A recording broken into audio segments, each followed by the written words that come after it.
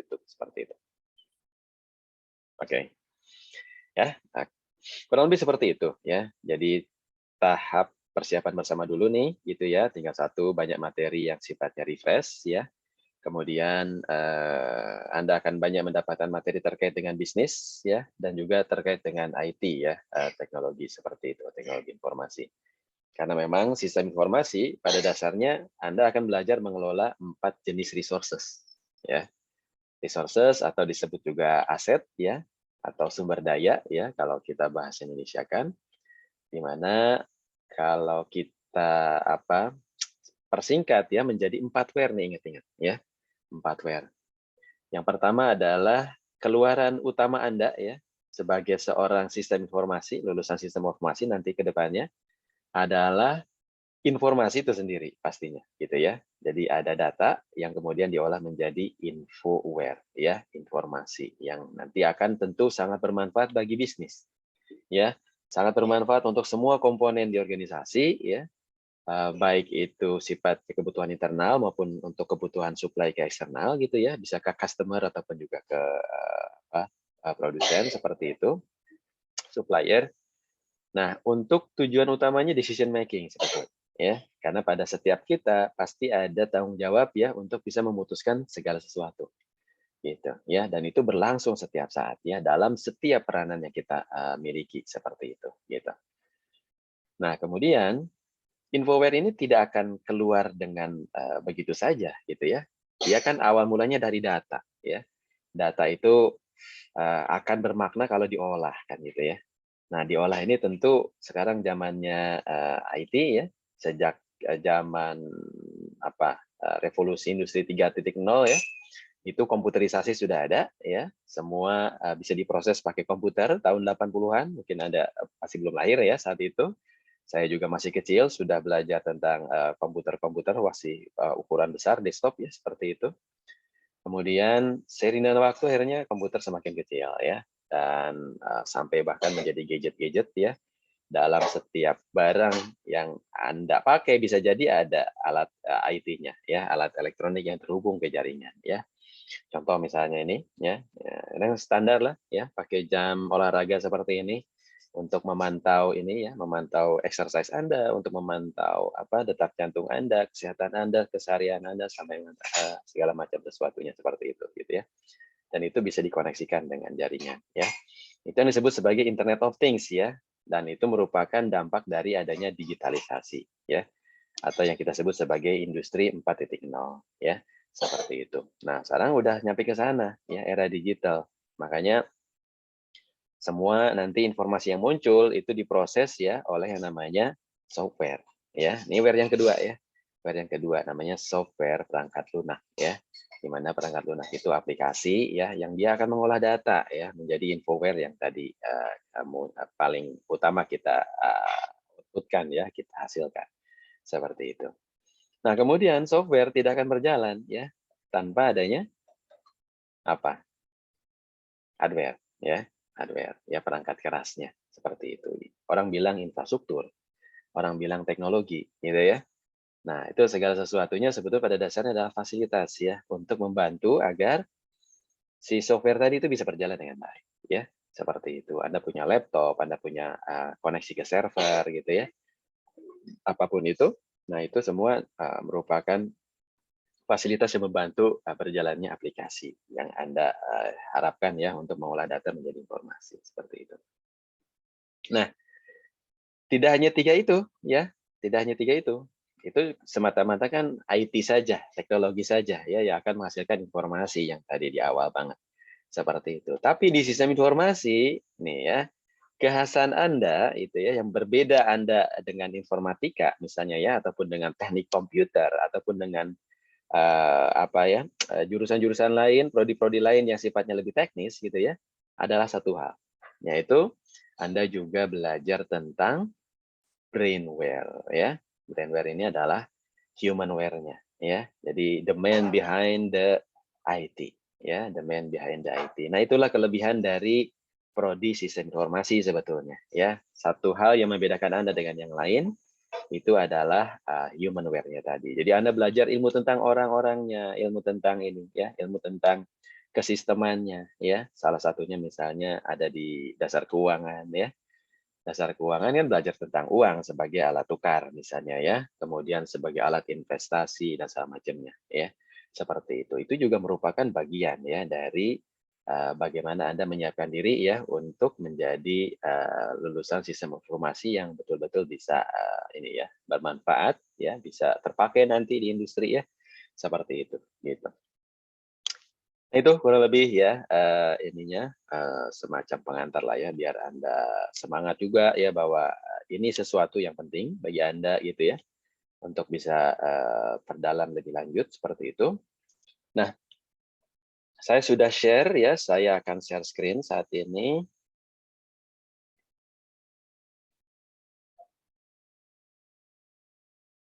Mana share screen-nya nih, tombolnya hilang ya, sebentar ya. Oh ini.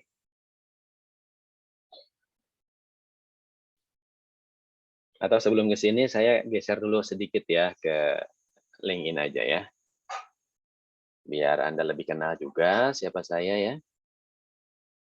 Jadi selain mengajar, selain sedang PhD, saya juga sebetulnya punya kegiatan-kegiatan lain ya, seperti itu. Saya munculin aja di sini ya, sebentar.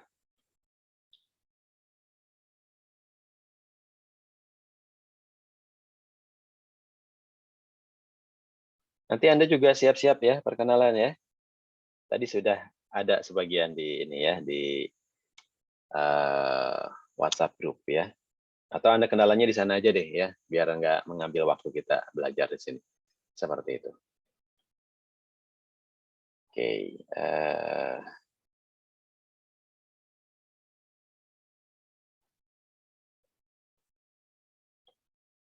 Ini agak lambat karena dipakai oleh Zooman ya.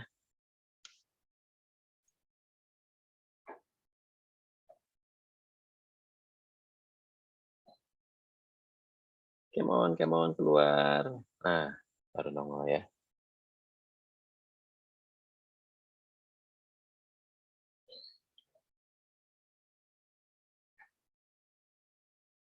Mhm. Where is the link? Oke, here it is ya.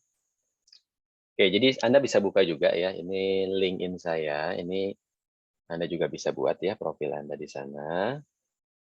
LinkedIn ini standar ya untuk profiling ini ya, biodata lah ya, atau portofolio ya tepatnya ya, di mana Anda bisa, bisa membuat profil agar Anda bisa bernetworking ya di sini ya, dengan calon bos Anda bisa jadi gitu ya, atau dengan sesama kolega ya, seperti itu, dengan senior-senior ya di bidang sistem informasi dan segala macamnya. Seperti itu, termasuk juga dengan, ini ya, dengan resource hunter ya. Nah itu nanti juga biasanya banyak ya yang, hunting-hunting ini ya, hunting-hunting human resources ya. Dan biasanya dia nawar-nawarin pekerjaan ke Anda, seperti itu. Oke, nah ini ya, ini profil saya sedikit ya. Jadi, profil saya memang identik dengan sisi informasi ya. Jadi interest saya itu adalah bagaimana menyambungkan antara sisi bisnis ya dengan sisi teknologi ya. Kemudian, topik riset saya saat ini juga tidak hanya terkait dengan alignment ya, atau penyelarasan antara bisnis dengan teknologi, tapi juga terkait dengan transformasi digital ya. Oleh karena itu, tentu sangat menarik ya kita belajar tentang 4.0 ya, teknologi terbaru, teknologi digital, ada sosial media ya, ada big data ya, analytics ya, kemudian cloud computing, Internet of Things ya, macam-macam, blockchain dan segala macamnya seperti itu gitu ya, IoT. Itu semua adalah teknologi digital ya, teknologi terkini yang istilahnya itu mendisrupsi ya, membuat perusahaan-perusahaan ataupun organisasi secara umum itu terganggu sebetulnya ya, disrupsi itu kan terganggu dalam tanda kutip ya. Karena cara berbisnis ya, cara berorganisasi yang apa adanya sebelumnya gitu ya, yang disebut sebagai brick and mortar ya, yang sifatnya sangat mengandalkan sekali dunia fisikal gitu ya. Itu sekarang dengan adanya digitalisasi menjadi banyak terancam, ya. Kenapa? Karena kalau kita bicara kompetisi, sekarang banyak bermunculan ya perusahaan-perusahaan yang memang sedari awalnya sudah digital, gitu ya. Dari awal sudah digital, tetapi lucunya ya bisnis modelnya itu bisa membuat perusahaan-perusahaan yang sudah well established ya, sudah lama di ini, di aduh, habis nih ya. Saya coba sekarang. Masih kedengeran nggak suara saya? Kedengeran, Pak. Oke, sip ya. Saya lupa ngecas ini nih. Jadi ternyata nyala terus semalaman dan akhirnya pas dipakai malah habis ya baterainya seperti itu. Nggak apa-apa, ini masih bisa ya langsung dari laptop. Walaupun bisa jadi nih ada suara-suara dari sebelah ya, karena di dapur juga lagi sibuk nih istri saya seperti itu. Mudah-mudahan nggak mengganggu ya. Oke, kembali ya. Jadi ini profil saya, Anda bisa add juga di LinkedIn ya, seperti itu. Intinya memang minat saya adalah menyambungkan bisnis dengan teknologi ya, seperti itu gitu ya. Termasuk transformasi digital, bagaimana organisasi lama yang disebut sebagai incumbent gitu ya, itu bisa survive ya dengan melakukan transformasi digital ya, dengan bantuan teknologi-teknologi digital terkini yang tadi saya sebutkan ya, seperti itu gitu. Nah, kemudian saya banyak berkecimpung ya di strategi ya, kemudian arsitektur, nanti Anda belajar tentang EA ya di tingkat 3 seperti itu.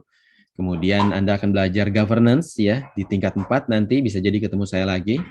Kemudian saya juga biasa di risk management ya. Risk management adalah ilmu yang juga akan dikenalkan di kuliah kita ya, walaupun konteksnya terkait dengan finance seperti itu. Kemudian saya juga banyak ngaudit ya, termasuk misalnya saya mengaudit ya seluruh kementerian dan lembaga ya tiap tahun yang dinamakan sistem pemerintahan berbasis elektronik ya atau e-government ya. Indonesia tuh punya sekitar 640 ya total kementerian dan lembaga dan itu didistribusikan ya kepada asesor eksternal yang untuk diaudit maturitinya ya seberapa matang kematangan ininya ya kemajuan IT-nya seperti itu. Tidak hanya di e-government ya, tapi juga ada di bidang-bidang yang lain seperti itu. Saya juga banyak di BUMN. Kemudian ada istilah audit tadi ya, ada istilah cyber security, Anda pasti tahu ya. Saya juga punya sertifikasi terkait dengan information dan juga cyber security. Kemudian business continuity ya. Nah, ini juga ilmu menarik ya. Bagaimana Anda bisa siap ya terhadap berbagai risiko ya. Tidak hanya risiko-risiko kecil, menengah ya, yang Anda bisa support dengan manajemen insiden dan manajemen masalah yang nanti akan Anda pelajari di tingkat di ini ya, di manajemen layanan. Service manajemen itu di tingkat 3 ya, nanti akan Anda dapatkan juga. Nah, Anda juga akan bersiap dengan business continuity ya, disaster risk ya. Jadi bagaimana kalau tiba-tiba ternyata organisasi terkena risiko yang besar ya, bencana misalnya ya, ataupun ada sabotase misalnya ya, apapun itu yang betul-betul bisa membuat lumpuh perusahaan ya, seperti itu. Kemudian yang paling standar adalah project management ya. Saya juga punya sertifikasi terkait dengan project management ya. Seperti itu sehingga udah biasa menangani project ya, seperti itu. Dan saya memang juga biasa di ini ya, di konsultan, saya punya perusahaan konsultan juga ya, seperti itu. Silakan nanti kalau Anda sudah lulus juga mungkin bisa ya nanti bisa apply juga ke perusahaan saya namanya Transforma seperti itu gitu ya. Kemudian klien yang sudah pernah ditangani itu hampir segala macam ya. Dari mulai banking, insurance ya, sampai ke telco, pawn shop ya, pegadaian segala macam seperti itu. Kemudian ke energi ya, PLN misalnya ya. Kemudian juga ke layanan publik ya, seperti pemerintahan tadi ya, sampai ke rumah sakit. Seperti itu. Kemudian dulu saya mengelola IT di kampus ITB ya. Kemudian saya buat perusahaan namanya Transforma. Kemudian saya diminta ngajar ya di tempat Anda belajar sekarang ya di TELU sejak tahun 2010 ya. Jadi sudah cukup lama 12 tahun saya sharing di TELU. Kemudian saya juga lulusan dari ITB ya, elektro. Kemudian saya dulu sempat di STT juga ya, 1 tahun seperti itu. Kemudian melanjutkan di informatika ya, di sistem informasi informatika ya, seperti itu di ITB juga. Dan terakhir karena nggak sempat terus PhD ya, karena kesibukan, saya di ini ya, di MBA ya. Jadi kenapa bisnis dengan teknologi menyambungkan di antara keduanya ya, sehingga saya merasa butuh untuk bisa mendapatkan ilmu terkait dengan sistem informasi, terkait dengan computer engineering di S1 saya di elektro, kemudian MBA juga ya untuk business management ya. Makanya kalau saya deliver tentang finance ya itu memang yang saya pelajari juga ya, dan MBA saya memang pas banget ya sebetulnya topik ini saya ya, research interest saya waktu di MBA itu adalah finance and risk management. Ya, jadi saya banyak belajar tentang enterprise risk management ya, dan juga terkait dengan finance management yang Anda pelajari sekarang seperti itu gitu. Nah, kemudian sudah lebih dari 100 project yang pernah saya tanganin ya, skala nasional. Kemudian saya juga banyak sharing session ya, kuliah umum, kuliah tamu, dan segala macam di luar TELU juga seperti itu. Kemudian saya juga aktif di asosiasi profesi ya. Ada satu asosiasi namanya ISAKA ya untuk governance, management, and compliance. Itu ada di seluruh dunia ya, dan salah satunya ada di Indonesia ya. Dan saya pernah jadi presidennya juga di tahun lalu ya, di 2 tahun ke belakang seperti itu sebelum saya PhD. Nah, kemudian juga saya aktif sempat di PMI juga ya untuk Asosiasi Project Management seperti itu. Nah, itulah kurang lebih ya. Silakan Anda baca sendiri ya profil saya supaya nggak menyita banyak waktu. Semoga dengan perkenalan ini Anda confident ya bahwa Anda siap untuk bisa bersama-sama ya sharing session, diskusi ya, mempelajari berbagai materi yang terkait dengan kuliah ini ya, dasar keuangan sistem informasi ya, seperti itu. Silakan kalau ada pertanyaan. Saya lupa ketua kelasnya siapa yang kemarin kontak saya? Saya, Pak. Panggilanmu siapa? Dava, Pak. Dava, ya saya sempat tanya ya kemarin ya. Sorry, banyak kesibukan jadi sering ini ya, sering terlupa seperti itu. Dava, makasih ya sudah dibuatkan WhatsApp grupnya seperti itu. Kemudian Anda juga dipersilakan perkenalan di sana seperti itu. Kemudian saya juga lagi share ini ya. Jadi Anda bisa masuk ke LMS ya. Nah, ternyata tadi sudah ditunggu-tunggu juga ya. Begitu saya share linknya di LMS, itu langsung udah ada yang masuk. Ya, seperti itu gitu ya. Ternyata langsung gercep ya, gerak cepat tuh ya teman-temannya Dava ya. Seperti itu. Kemudian saya juga posting ya di WhatsApp sehingga akhirnya semuanya mudah-mudahan bisa masuk ya. Ada sekitar 49 saat ini bersama saya, berarti 48 ya kalian yang hadir di sini. Dava, masih ingat total siswanya ada berapa ya teman-teman kamu di kelas ini nih? Sebentar, Pak. Coba. Udah lupa. Atau bisa jadi ada tambahan kali ya yang nebeng-nebeng juga ya. Seperti Iya, itu. Pak. Saya coba cek juga di partisipan ya. Sebentar, saya cek di partisipan, biasanya kelihatan di sini ya. Seperti itu. Oke. Wah, nggak ada angkanya ya. Seperti itu. Oh, 50 nih ya. 50 participants ya. Ada tuh di sini 50 partisipan. Jadi ya mungkin ada 2 orang barangkali yang nggak hadir ya, atau belum bisa join. Tapi nanti silakan diingatkan ya, barangkali ada yang terlewat ya, tidak bisa hadir di pertemuan kita kali ini. Mudah-mudahan ya tidak ada masalah serius ya, dan bagi yang tidak hadir juga tentu masih bisa nanti catch up materi ya dengan cek rekamannya. Mudah-mudahan nanti saya sempatkan untuk bisa memproses rekamannya ya, seperti itu. Oke, back to materi ya. Jadi saya sampaikan dulu ini adalah RPS ya. Rencana pembelajaran semester itu sudah dimasukkan oleh koordinator ya, Pak Muhardi ya. Pak Muhardi Saputra. Pak Muhardi ini adik kelas saya dulu waktu di Elektro ya. Kemudian ada istilahnya CP ya, capaian pembelajaran. Sebagaimana Anda bisa lihat ya di layar seperti itu. Nah, ada 3 ini ya, ada 3 kita ini dulu deh, capaian pembelajaran itu disebutnya PL ya. Seperti itu, ada 3 PL dari total beberapa PL ya yang ada di sistem informasi seperti itu. Pertama adalah bagaimana menerapkan kemampuan ya, pengetahuan ya di bidang komputasi dan juga matematika yang sesuai dengan disiplin ilmu. Ya, jangan salah nih, sistem informasi pasti juga banyak erat kaitannya dengan matematika, statistik dan segala macamnya. Ya, probability juga seperti itu. Gitu. Kemudian di mata kuliah kita di SKI juga iya, gitu ya, karena kita akan juga berkenalan dengan rumus-rumus ya untuk mengendalikan keuangan ya di organisasi kita seperti itu. Kemudian juga tentu kemampuan bekerja secara efektif di dalam tim ya. Makanya nanti Anda akan dibentuk tim ya, kemudian biasanya akan ada tugas besar ya, tugas besar yang harus dikerjakan secara teamwork ya.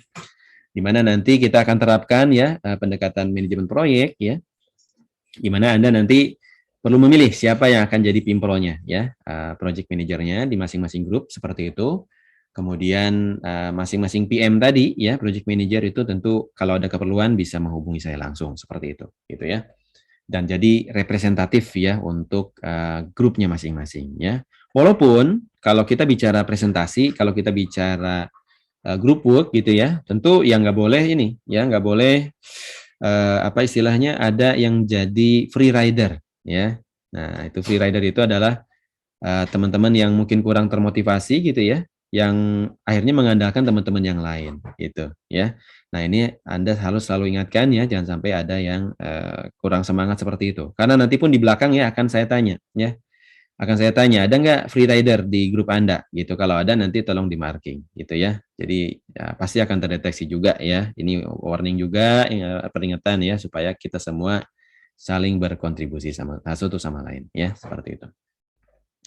Kemudian PL11-nya adalah pemahaman untuk menerapkan ya pengetahuan bisnis ya dalam mengembangkan kapasitas technopreneurship. Nah, ini dia ya. Jadi harapannya Anda lulus dari TLU misalnya ya, itu opsinya kan ada beberapa sebetulnya ya. Nah, misalnya bekerja di perusahaan gitu ya. Atau ada yang mau sekolah lagi juga gitu ya, karena TLU juga punya program ini ya, integrasi fast tracking dengan ini ya, dengan S2 Magister Sistem Informasi ya. Jadi kalau Anda yang memang pengen langsung ke S2 itu bisa langsung tuh ya ambil fast track. Juga Anda punya jalur 3,5 tahun ya. Jadi akan sangat cepat sekali kalau Anda gabung dengan jalur 3,5 tahun gitu ya. Udah gitu Anda gabung juga dengan fast track gitu ya. Jadi bisa jadi 4 tahun setengah ya, 5 tahun maksimal Anda sudah beres tuh S2 ya, dan sudah punya kemampuan yang daya tawar yang lebih tentunya harusnya ya dibandingkan teman-teman yang sarjana seperti itu gitu.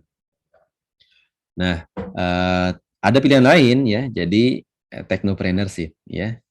Nah, salah satu ini misalnya ya yang saya tempuh juga sebetulnya technopreneurship ya. Jadi saya sebetulnya tidak pernah apply ya, tidak pernah apply pekerjaan ke perusahaan gitu karena waktu saya ngelola IT di ITB itu juga diminta gitu ya, dan itu pun pendekatannya pakai entrepreneurship gitu ya. Kemudian membangun suatu perusahaan ya, transforma tadi misalnya ya, itu pun entrepreneurship ya, seperti itu. Kemudian dalam konteks asosiasi itu juga sebetulnya lebih ke ini aja, berbagi, berkontribusi ya dengan sesama, termasuk juga mengajar ya. Saya senang untuk sharing session seperti yang kita lakukan saat ini, seperti itu. Nah, kemudian ini adalah kemampuan ya yang Anda akan dapatkan. Pertama, CL1 ya, identifikasi, menjelaskan sistem dan teknologi terkait ya, itu yang pertama. Yang kedua, mengetahui konsep ya dan komponennya ya terkait dengan layanan keuangan ini, seperti itu gitu. Kemudian yang ketiga adalah paham konsep dan komponen terkait dengan fintech. Nah, ini dia ya. Fintech ini ya, ini saya sambil ini aja ya, sambil jelaskan juga. Kalau tadi kita bicara mengenai transformasi digital ya, jadi bagaimana digitalisasi itu akan membantu perusahaan-perusahaan incumbent ya, perusahaan-perusahaan lama yang terdisrupsi ya, terganggu oleh adanya teknologi digital, itu bisa survive ya dengan kompetitor-kompetitornya yang sudah born digital company seperti itu ya. Contoh misalnya perusahaan-perusahaan taksi banyak yang gulung tikar ya gara-gara muncul ya, misalnya Gojek gitu ya, Grab dan segala macam. Yang lucunya mereka bisnis modelnya tidak ada yang ownership kendaraan ya, tapi banyak perusahaan kendaraan yang gulung tikar gara-gara bisnis model baru ini ya, yaitu menggunakan kendaraan pribadi ya, misalnya untuk menjadi kendaraan umum gitu ya, seperti itu gitu. Nah ini kan contoh ya, contoh bisnis model ya dengan adanya transformasi digital tadi seperti itu gitu. Jadi perusahaan-perusahaan lama tuh sekarang lagi ini ya, lagi banyak kesulitan berhadapan dengan ini ya, kompetitor-kompetitor bond digital company ini seperti itu. Nah, fintech ini adalah salah satu bond digital company ya, bond digital company fintech itu ya. Misalnya untuk bank ya. Nah, bank-bank konvensional sekarang sudah mulai beralih ya ke digitalisasi ya, digital banking dan semacamnya. Tapi ada banyak juga beberapa yang memang dari awalnya sudah digital ya, seperti itu. Misalnya ada yang konven ya membuat bank digital seperti BCA gitu ya. Ada yang dibeli langsung lisensinya ya, Bank Jago misalnya ya. Kemudian ada yang masih nempel ke bisnis utama seperti Genius misalnya ya di BTPN seperti itu. Dan ada yang sifatnya memang sedari awalnya sudah fintech gitu ya. Misalnya Alia ini ya Indoalis ya, Indoalis dari perusahaan grup Salim ya. Kemudian juga banyak lagi tuh ya fintech-fintech yang biasanya kan menawarkan layanan ini ya, layanan peminjaman misalnya ya, fintech lending gitu ya. Hanya dengan buka aplikasi ya di Android gitu ya, Anda sudah bisa pinjam uang ya dengan modal KTP, kartu keluarga segala macam gitu. Nah, itulah efek dari digitalisasi ya.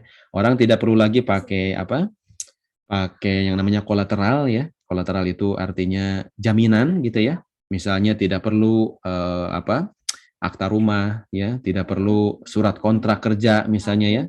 Tidak perlu jaminan-jaminan tanah misalnya sama macam untuk bisa meminjam uang. Nah, itu efek dari digitalisasi ya atau 4.0 tadi seperti itu gitu. Makanya ini fintech sangat menarik ya sebagai ini ya sebagai teknologi digital ya, industri di teknologi digital di bidang keuangan ya. Seperti itu gitu.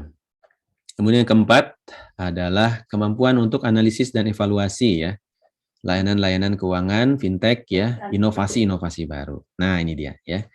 Jadi harapannya ya Anda berada di prodi sistem informasi ini ya, belajar berbagai macam skema bisnis ya, ilmu-ilmu tentang manajemen, organisasi, 4W tadi ya, dari infoware sampai ke brainware-nya tadi seperti itu.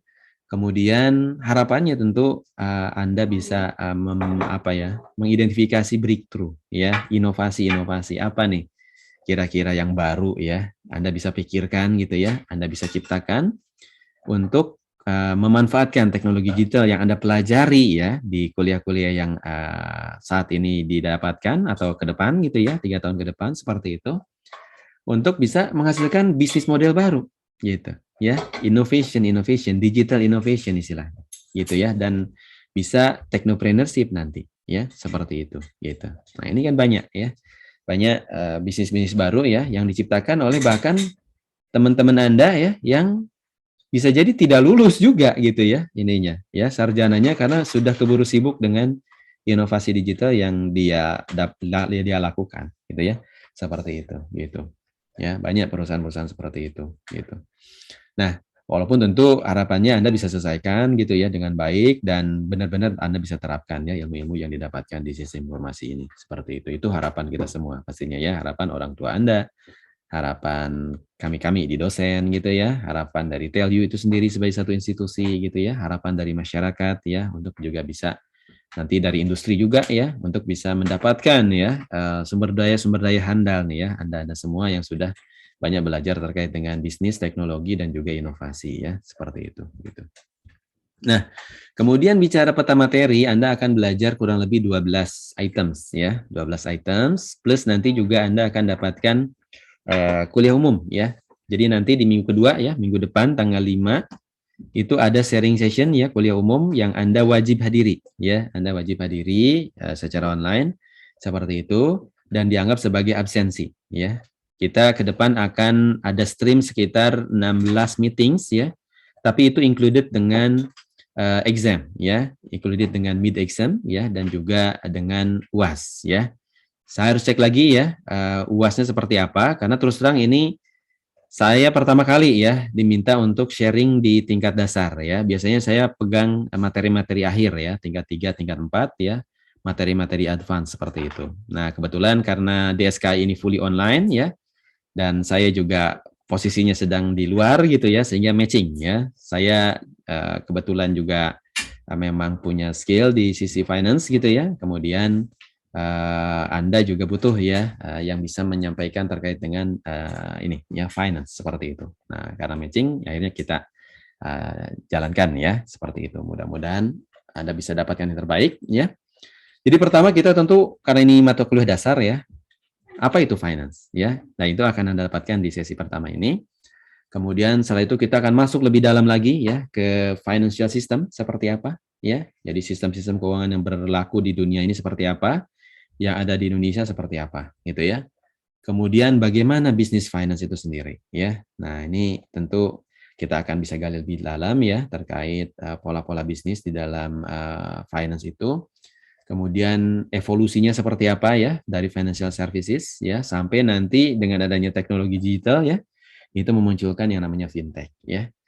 Ada fintech, ada insurtech gitu ya. Insurtech Anda bisa tebak ya. Ini adalah penerapan teknologi digital ya untuk insuransi ya, untuk asuransi seperti itu gitu. Banyak sekarang asuransi digital ya. Setiap kali Anda mau melakukan sesuatu yang ada resikonya ya, misalnya beli tiket ya, mau pergi kemana, naik pesawat atau naik apapun gitu ya. Sekarang sudah biasa tuh included ya, ada pilihan untuk mengambil asuransi gitu ya. Atau asuransi barang misalnya ya, setiap kali Anda membeli barang ya lewat ini juga e-commerce gitu ya. Nah, di situ misalnya ya mau Topet, Bukalapak apapun itu gitu. Itu juga selalu ada opsinya kan ya. Ada asuransi atau tidak gitu ya, seperti itu. Nah, itu semua adalah insurtech ya. Jadi asuransi yang sifatnya berbasis teknologi digital ya. Sebagaimana juga fintech tadi ya, ketika Anda bisa mendapatkan pinjaman ya dengan ini ya, dengan mengandalkan aplikasi ya, seperti itu. Oke ya, kemudian kita akan juga diskusi terkait dengan regulasi ya, kemudian teknologi di perbankan ya, kemudian juga intro terkait dengan fintech ya. Customer profiling itu merupakan hal utama ya di bisnis financial seperti ini. Kemudian bagaimana dengan payment industry ya, standar-standar apa yang berlaku untuk payment ya, yang notabene regulator kan ada dua sekarang ya setidaknya, ada Bank Indonesia yang mengatur payment system ya, dan yang utama adalah Financial Services Authority yaitu OJK ya, Otoritas Jasa Keuangan seperti itu. Kemudian fintech di payment industry ya, kemudian disruptions ya, apa saja disruption yang terjadi di dunia financial itu di akhir-akhir nanti ya, seperti itu gitu. Dan terakhir nanti dijembatani menuju ke mata kuliah ERP ya, Finance in ERP ya, seperti itu. Anda juga akan dapatkan pastinya ya terkait dengan Enterprise Resource Planning ya, seperti itu. Itu sistem terintegrasi yang ada di dalam organisasi ya, di dalam enterprise biasanya pakai produk-produk ERP ya, seperti itu gitu. Oke.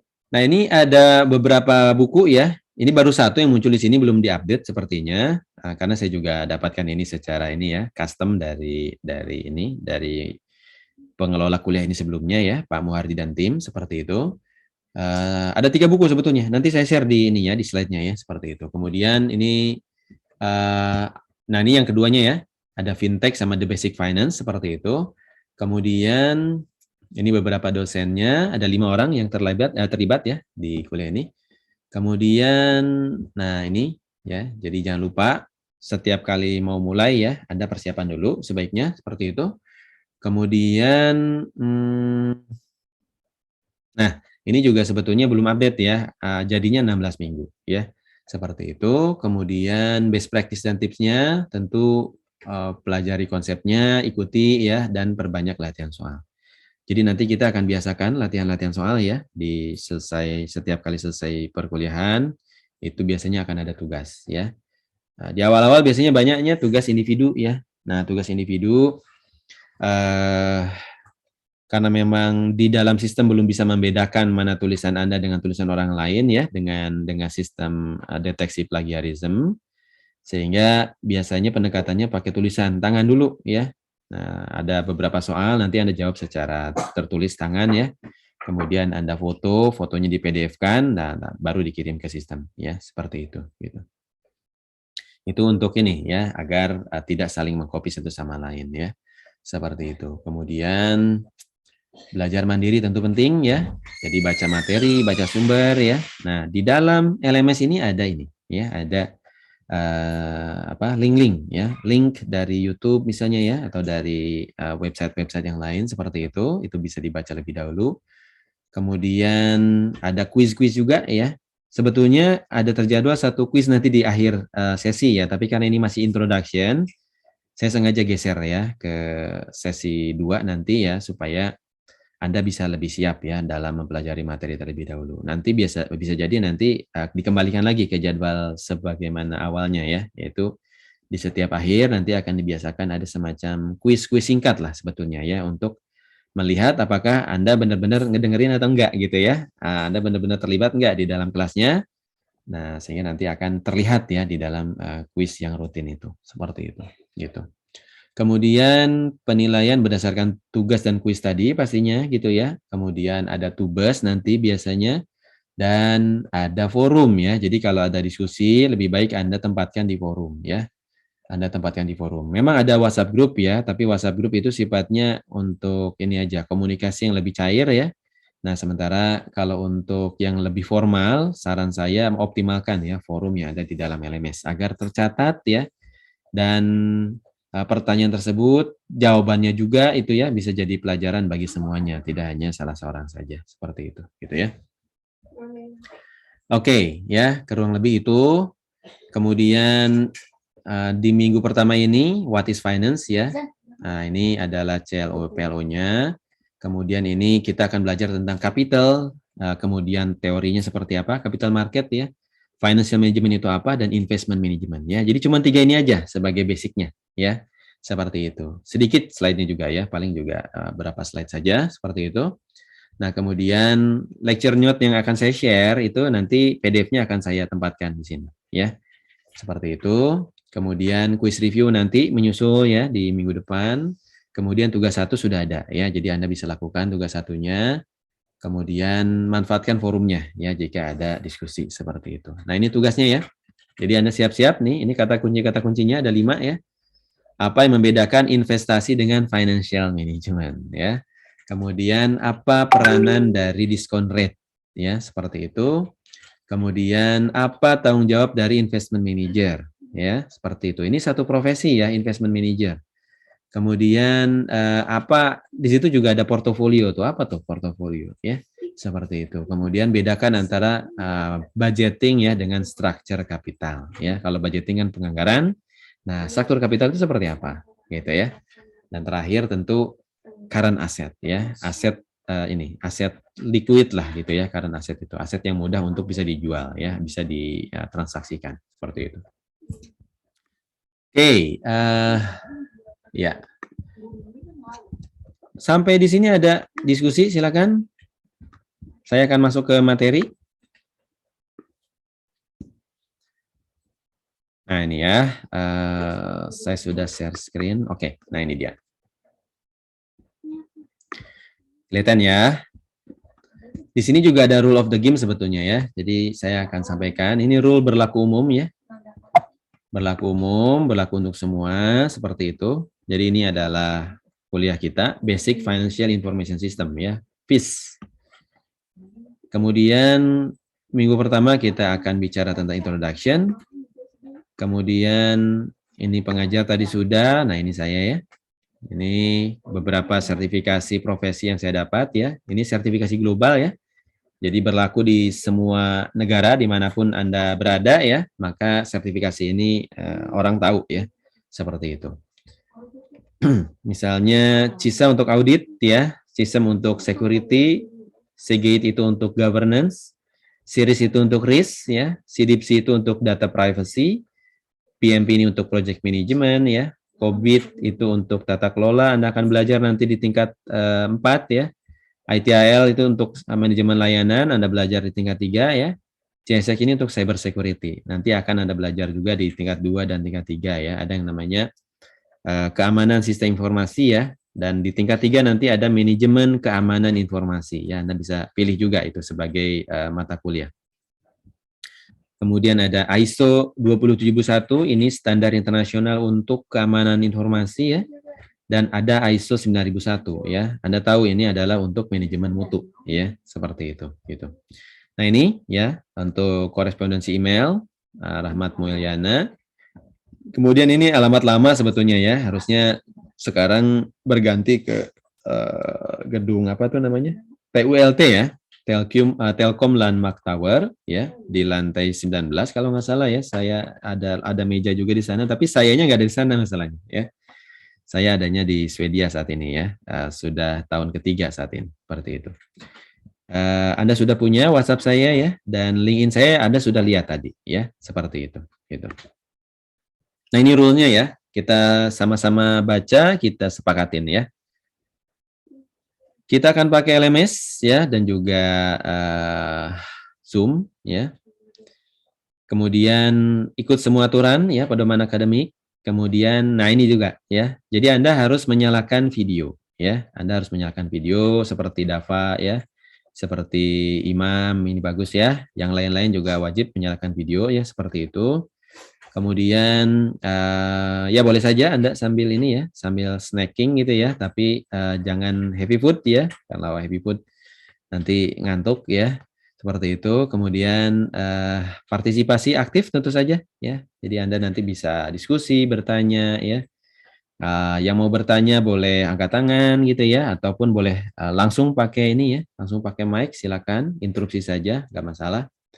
Kemudian tentu jangan sampai ada bunyi-bunyi ya, kalau bisa ya handphonenya di silent dulu seperti itu gitu ya. Dan tentu standarnya kalau masuk ya di ini dulu ya, di mute dulu ya. Nah, Anda gunakan kalau memang diperlukan seperti itu. Kemudian diingatkan kembali total attendance minimal ya 75%. Ini untuk berlaku untuk semua ini ya mata kuliah ya. Seperti itu. Karena kalau di bawah 75 otomatis Anda tidak akan bisa ikut ujian ya. Seperti itu. Nah, terakhir ini satu hal ya yang perlu juga diingat bahwa jangan sekali-kali ya meniru pekerjaan orang ya. Jangan sama sekali lakukan cheating ya, seperti itu gitu. Misalnya kalau memang close book ya close book gitu ya. Kalau memang itu tugas pribadi ya, kerjakan secara mandiri seperti itu. Kalau tugas kelompok ya bareng-bareng ya, seperti itu gitu. Nah, ini paling riskan ya risikonya dan juga konsekuensinya ya. Jadi kalau Anda cheating, ini etika akademiknya ya memang berat ya, itu nanti ada ada konsekuensinya seperti itu. Itu standar aja sih sebetulnya ya, untuk di dunia akademik memang seperti itu. Karena sangat menjunjung tinggi ini ya etika akademik seperti itu. Oke, ini standar nilai ya. Karena Anda sudah semester 2, sebetulnya Anda pasti sudah pengalaman ya. Sudah dapat nilai juga di semester 1 ya, mudah-mudahan pada bagus-bagus ya. Ada yang dapat 4 nilainya total? Ya. Kalau TPB itu harus bagus-bagus ya, tapi tentu nanti juga di tingkat 2 dan sampai tingkat 4 juga tentu harus dipertahankan ya. Seperti itu gitu. Kalau nanti Anda bisa mempertahankan IPK ya sampai minimal 3,5 ya, maka Anda dapat kesempatan ya untuk bisa mendapatkan titel tambahan yang namanya ini ya cum laude ya. Seperti itu gitu. Nah, biasanya lumayan ya, dari satu kelas itu ada sekitar berapa persen lah ya yang dapat cum laude ya dengan IPK yang cukup tinggi seperti itu. Ya walaupun IPK ini sebetulnya penanda saja ya bahwa Anda memang lulus dengan baik seperti itu, tapi tentu bukan segalanya gitu ya, seperti itu. Bahkan juga saya tadi cerita ya, ada juga gitu ya yang sukses bahkan tanpa lulus kuliah juga ya. Contoh misalnya teman saya sendiri ya, adik kelas saya namanya siapa ya tuh yang punya Agate ya. Itu game developer paling ini ya, paling mapan itu kalau di Indonesia saya lihat ya. Seperti itu ya. Arif Widiasa namanya ya. Seperti itu gitu. Itu informatika tahun berapa 2005 nggak salah. Dia juga nggak beres tuh. Ya.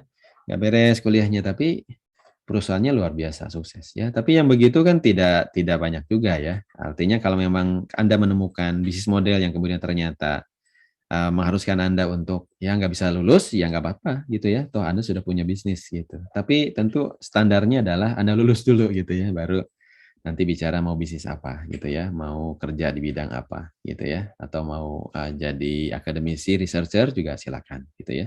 Seperti itu. Nah, ini standar nilai ya. Standar nilai seperti ini. Jadi artinya gini, kalau misalnya minimal 80 gitu ya, atau di atas 80, artinya kalau 80 Anda ketarik ke bawah gitu ya. Jadi harus 80,1 baru nanti dapat nilai A misalnya. Gitu ya. Itu aturan mainnya gitu ya. Ini mungkin di ini ya, diatur lagi nih sama Pak Koordinator gitu ya. Jadi 81 ya. 81 ini kesepakatan aja sebetulnya ya di perkuliahan seperti itu, di mana ini nanti akan diatur di dalam sistem Igrasiasnya ya.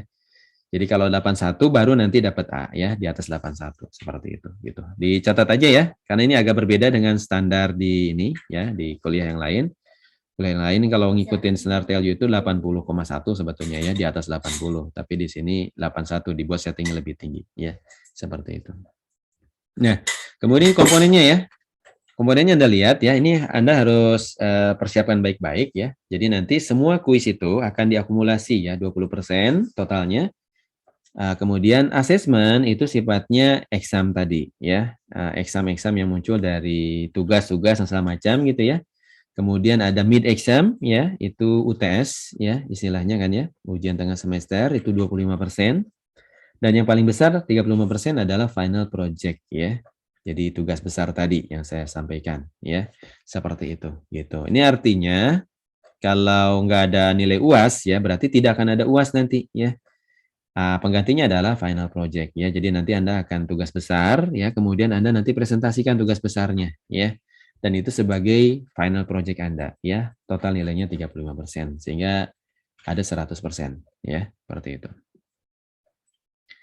Oke ya. Nah, kurang lebih seperti itu. Ini referensinya ya. Nah, ini referensinya. Financial Services Information System ya dari Jessica. Ini buku utamanya ya. Seperti itu. Kemudian ada buku tentang fintech. Nah, ini ya. Nanti di tengah-tengah kita akan belajar tentang fintech. Kemudian di awal-awal Anda akan belajar tentang ini sebetulnya ya, the basic of finance ya. Even termasuk what are finance ya, what is finance.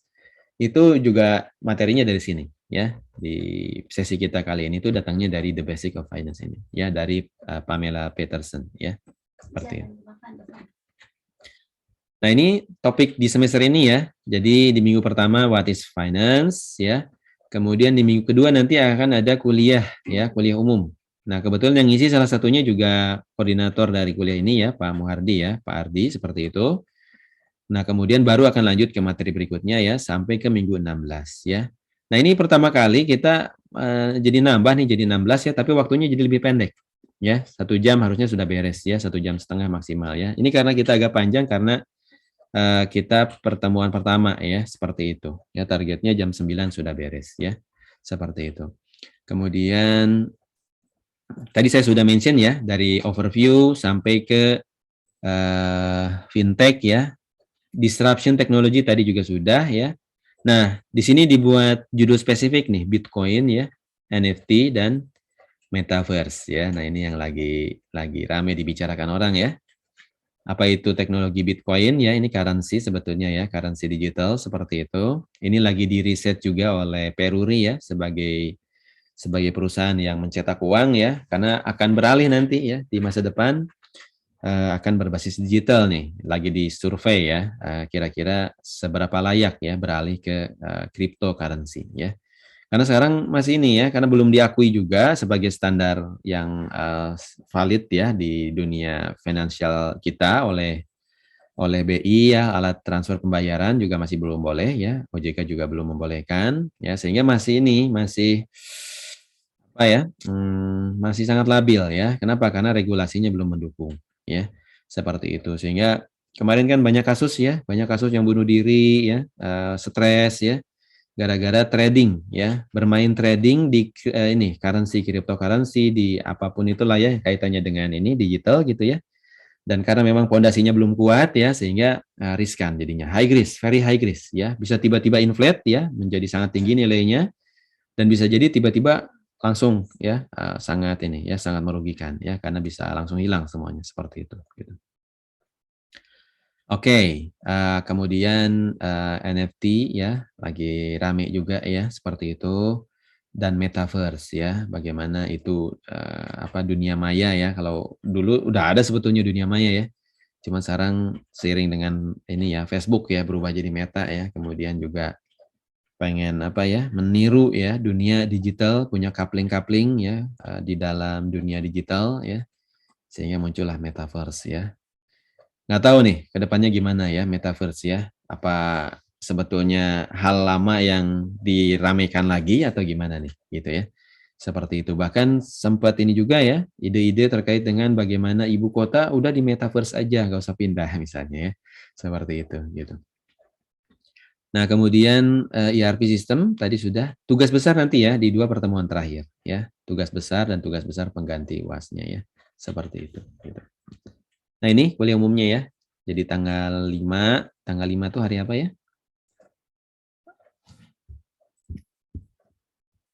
Sabtu lagi kayaknya ya? Anda cek coba.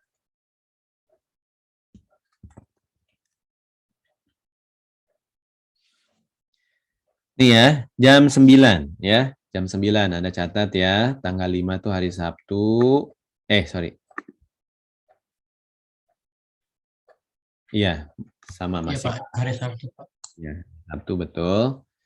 Hari Sabtu jam 9 ya. Nah, jadi mirip dengan jadwal kita sebetulnya ya. Seperti itu ya, berdekatan. Nah, tidak akan ada kuliah ya. Jadi Anda akan langsung hadir di sini ya, dan kehadiran Anda di sana akan dianggap sebagai absensi ya. Jadi nanti saya akan minta absen ya, saya akan absenkan di dalam sistem ya berdasarkan kehadiran Anda di kuliah umum ini ya. Dan seperti biasa kuliah umum ya, buktinya selain ada kehadiran di sana juga resumenya tolong di ini ya, nanti di submit ya. Saya akan buat link nanti ya. Saya akan buat link di dalam LMS ya. Kemudian Anda submit resume masing-masing ya di dalam LMS ya. Tulis tangan ya, seperti itu. Nggak usah panjang-panjang, ya minimal Anda tahu esensinya ya, pointernya apa saja, dan menunjukkan pemahaman Anda di sana, dan genuine Anda yang buat gitu ya. Karena kalau dibuat pakai ketikan itu rawan di copy paste ya oleh kawan lainnya yang malas-malasan ya, seperti itu. Right ya. Ada pertanyaan sampai di sini? Nanti ada Pak Edi juga ya akan bicara tentang sentimen analisis. Kemudian Pak Ardi bicara tentang fintech ya, maturity-nya seperti apa. Kemudian Pak Taufik ya, Pak Taufik ini sekprodi baru ya, yang mendampingi Pak Rohman Fauzi ya. Pak Rohman Fauzi dulu tim saya juga di perusahaan saya Transforma seperti itu.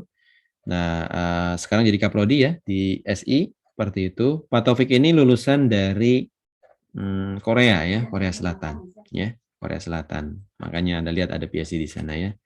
Nanti Pak Taufik akan sharing tentang routing optimization ya. Kemudian moderatornya itu Pak Muharman ya, Pak Muharman lulusan dari Malaysia ya, UTSM kalau nggak salah ya, seperti itu. Oke, nanti Anda ini ya, Anda scan tentunya QR-nya ya, seperti itu. Kemudian, nah ini kita masuk ke materinya ya. Silakan kalau ada pertanyaan. Nah, kalau bicara dunia keuangan ya, utamanya investment ya, yang paling terkenal ini nih ya, ini dia suhunya ini nih, Warren Buffett ya. Ini orang terkaya di dunia ya, yang datang penghasilannya itu dari ini ya, dari investasi ya, dari investasi, trading sama macam ya, fundamental analisis ya, menyimpan saham misalnya ya. Kan pada dasarnya gini, kalau di dalam dunia investasi itu ya, menyimpan ya sampai sahamnya naik terus ya berdasarkan pemilihan portofolio. Portofolio itu artinya mix ya, berbagai jenis investasi dikombinasikan ya untuk mendapatkan kombinasi yang paling menguntungkan gitu ya. Dan juga ada yang bermain di trading ya. Nah, trading ini banyak ini juga ya, banyak juga yang mempertanyakan kehalalannya sebetulnya ya, karena sifatnya yang tebak-tebakan tadi ya, mirip kayak judi seperti itu gitu.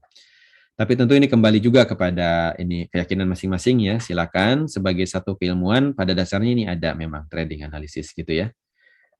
Sebetulnya juga ada ilmunya gitu ya. Ada ilmu untuk melakukan trading ya. Jadi bisa semacam mengestimasi ya berdasarkan pola-pola tertentu ya. Dan kemarin juga sempat rame ya, robot trading automation ya. Robot trading ini yang kemarin karena secara regulasi belum didukung ya, sehingga banyak perusahaan yang ini ya, yang ternyata menyalahgunakan izinnya ya, sehingga akhirnya pada dibredel ya, dan akhirnya mereka wedal istilahnya ya. Wedal itu artinya pergi ya, dialihkan ya ke investasi yang ini ya, yang memang sudah diakui seperti itu. Sehingga banyak yang rugi kemarin ya. Seperti itu, banyak yang stres, banyak juga yang ini ya, yang tidak tahu menahu, tahu-tahu seolah-olah pengennya untung gitu ya, ternyata malah buntung ya. Beberapa bunuh diri juga ya. Aduh, kasihan banget seperti itu.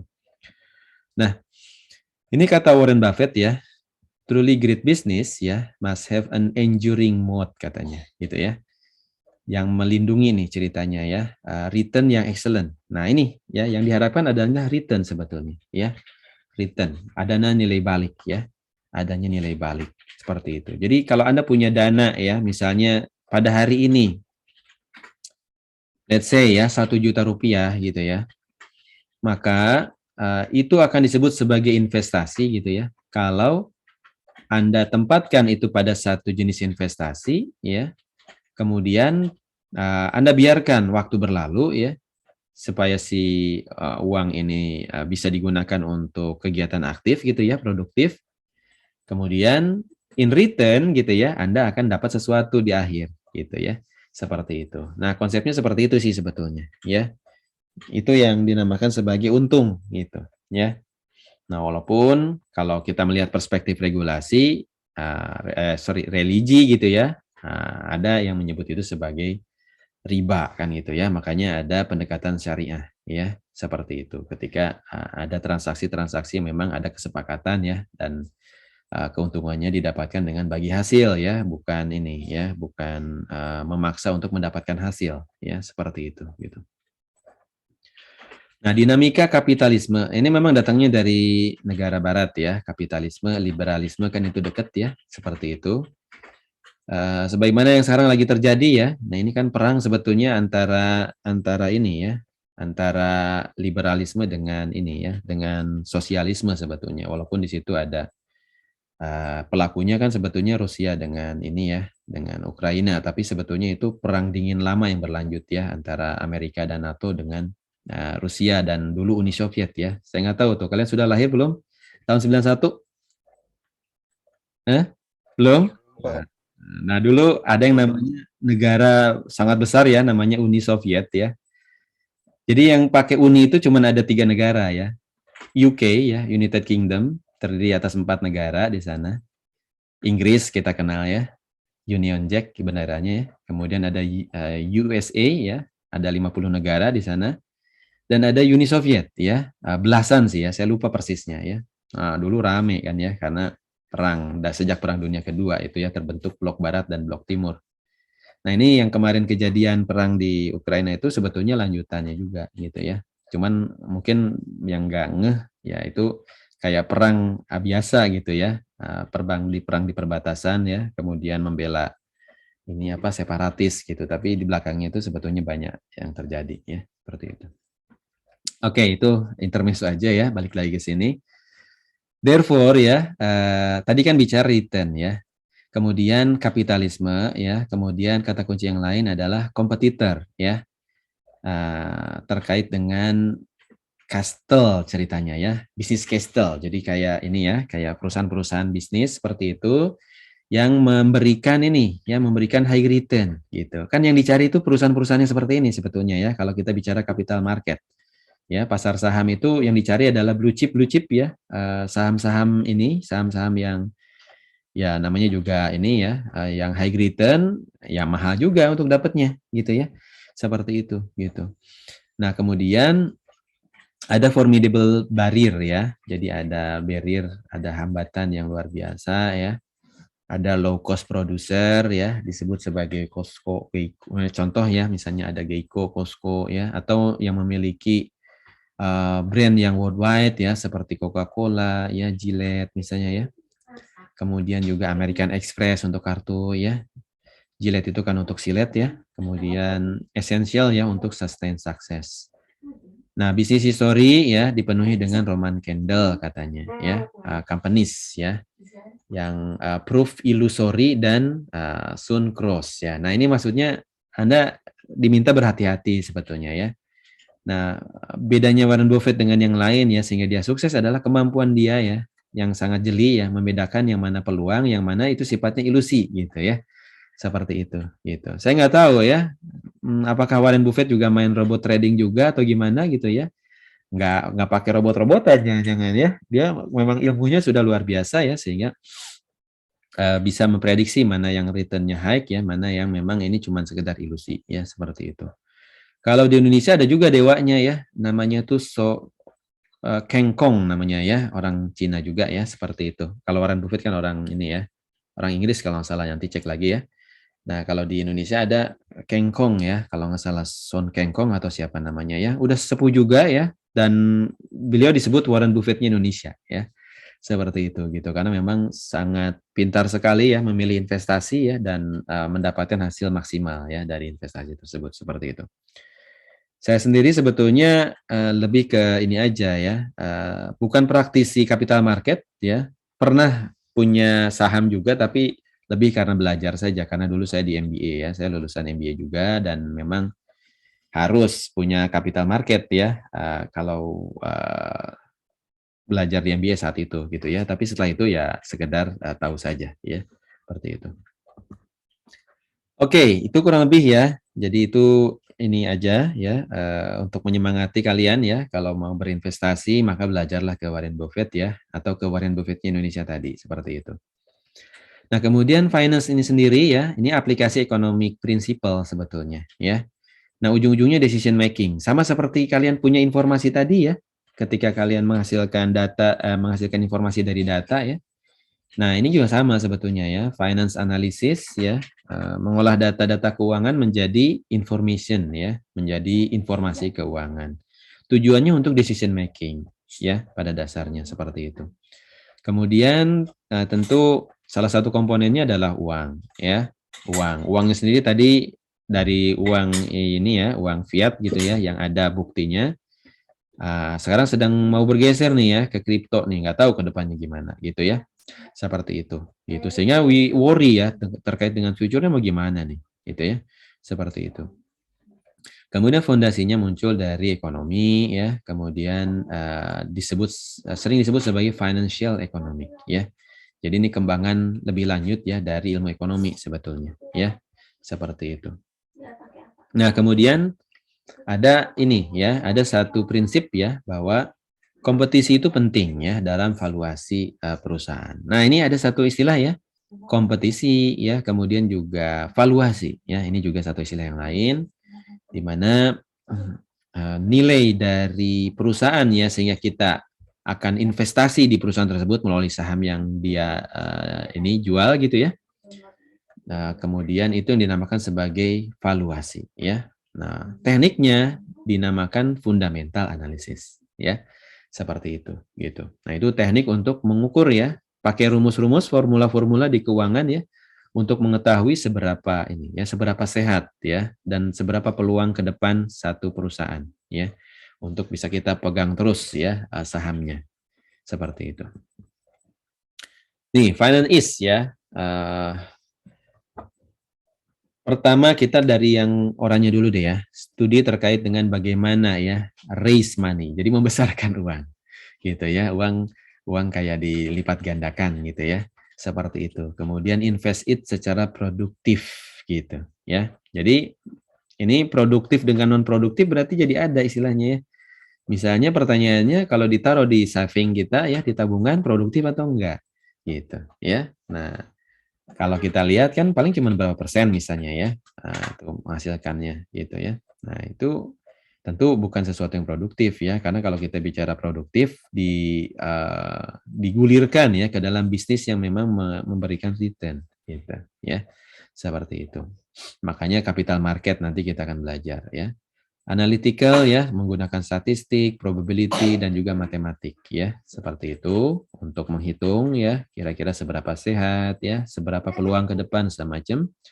Kemudian berdasar prinsip ekonomi pastinya gitu ya. Mana yang lebih menguntungkan dibanding yang lain ya. Kita akan cek sorry ya. Akan cek opsi-opsi yang ada ya berdasarkan pemahaman finansial analisis kita. Itu mana yang lebih menguntungkan dibanding yang lain. Seperti itu. Kita nanti akan belajar mengenai future value ya. Kita akan belajar mengenai present value ya. Kita akan belajar decision making, bagaimana dari kondisi masa depan ya, kita tarik ke kondisi masa kini ya, supaya kita tahu apakah ini menghasilkan atau tidak ya. Kita bandingkan satu sama lain mana yang lebih menguntungkan.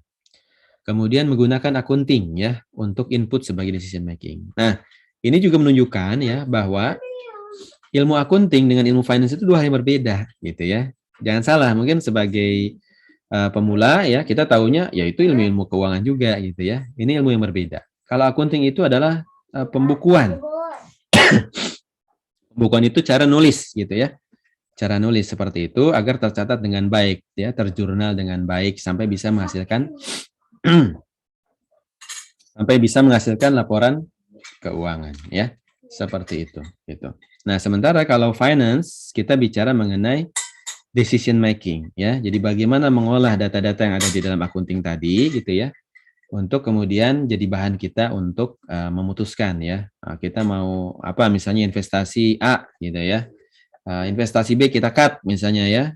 Project C kita ini ya kita batalkan misalnya ya, atau project D kita tambahkan dananya misalnya ya, budgetnya dan macam. Nah, itu financial management ya, bagaimana kita ngatur agar kita bisa menghasilkan keputusan yang terbaik ya. Kemudian global in perspective ya. Ya, ini untuk menunjukkan bahwa ya ini pada dasarnya berlaku umum ya, berlaku global ya di mana-mana. Nah, ini berbagai bidang yang terkait ya. Ekonomi jelas ya, kemudian accounting tadi ya, juga tentu berkaitan. Kemudian kalau di accounting ada ini ya, ilmu ini ya, perhitungan ininya ya, matematika keuangannya gitu ya. Ada laba, ada biaya, ada apa ya, ada apa, pemasukan gitu ya, income. Kemudian juga ada ini ya, perhitungan jurnalnya ya, debit, kredit kan gitu ya. Kemudian bagaimana menghitung laba rugi ya, bagaimana menghitung neraca ya, dan aset ya. Nah, itu semua accounting sebetulnya. Tapi data-data yang ada di accounting tadi jadi dasar ya untuk masuk ke formula-formula financial management ya. Biasanya bentuknya berupa rasio-rasio ya. Misalnya ada yang namanya payback period ya, net present value ya, ROI, return on investment, ya, ROE, return on asset, return ROI, return on equity, misalnya ya, itu banyak ya variasi-variasi untuk bisa jadi dasar kita dalam memutuskan segala sesuatu terkait dengan keuangan ya, seperti itu. Matematika jelas ya, ya harus bisa lah ya minimal jumlah ya kurang kali bagi kan gitu ya, seperti itu. Dan ada pangkat juga ya, ada ilmu perpangkatan ya, minimal di dalam bunga berbunga nanti ya, untuk menghitung present value, future value itu ada ya, ada. Tapi tidak akan ada integral ya, tidak akan ada limit, enggak seperti itu ya, ilmunya enggak seperti itu. Kemudian probability ya peluang-peluang itu nanti kita akan perhitung ya, statistik juga ya, karena kita juga harus menghitung resiko ya. Jadi kita harus hati-hati dengan risiko. Nah, salah satu berhitung resiko dengan pendekatan statistik ya.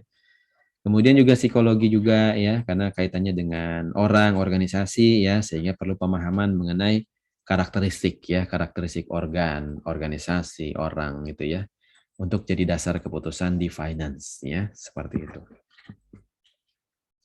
Nah, ini 3 hal tadi ya, yang tadi disebutkan di awal, capital market, pasar saham ya, teorinya seperti apa, kemudian financial management, ilmu untuk ini ya, ngukur-ngukurnya ya, dan memutuskan.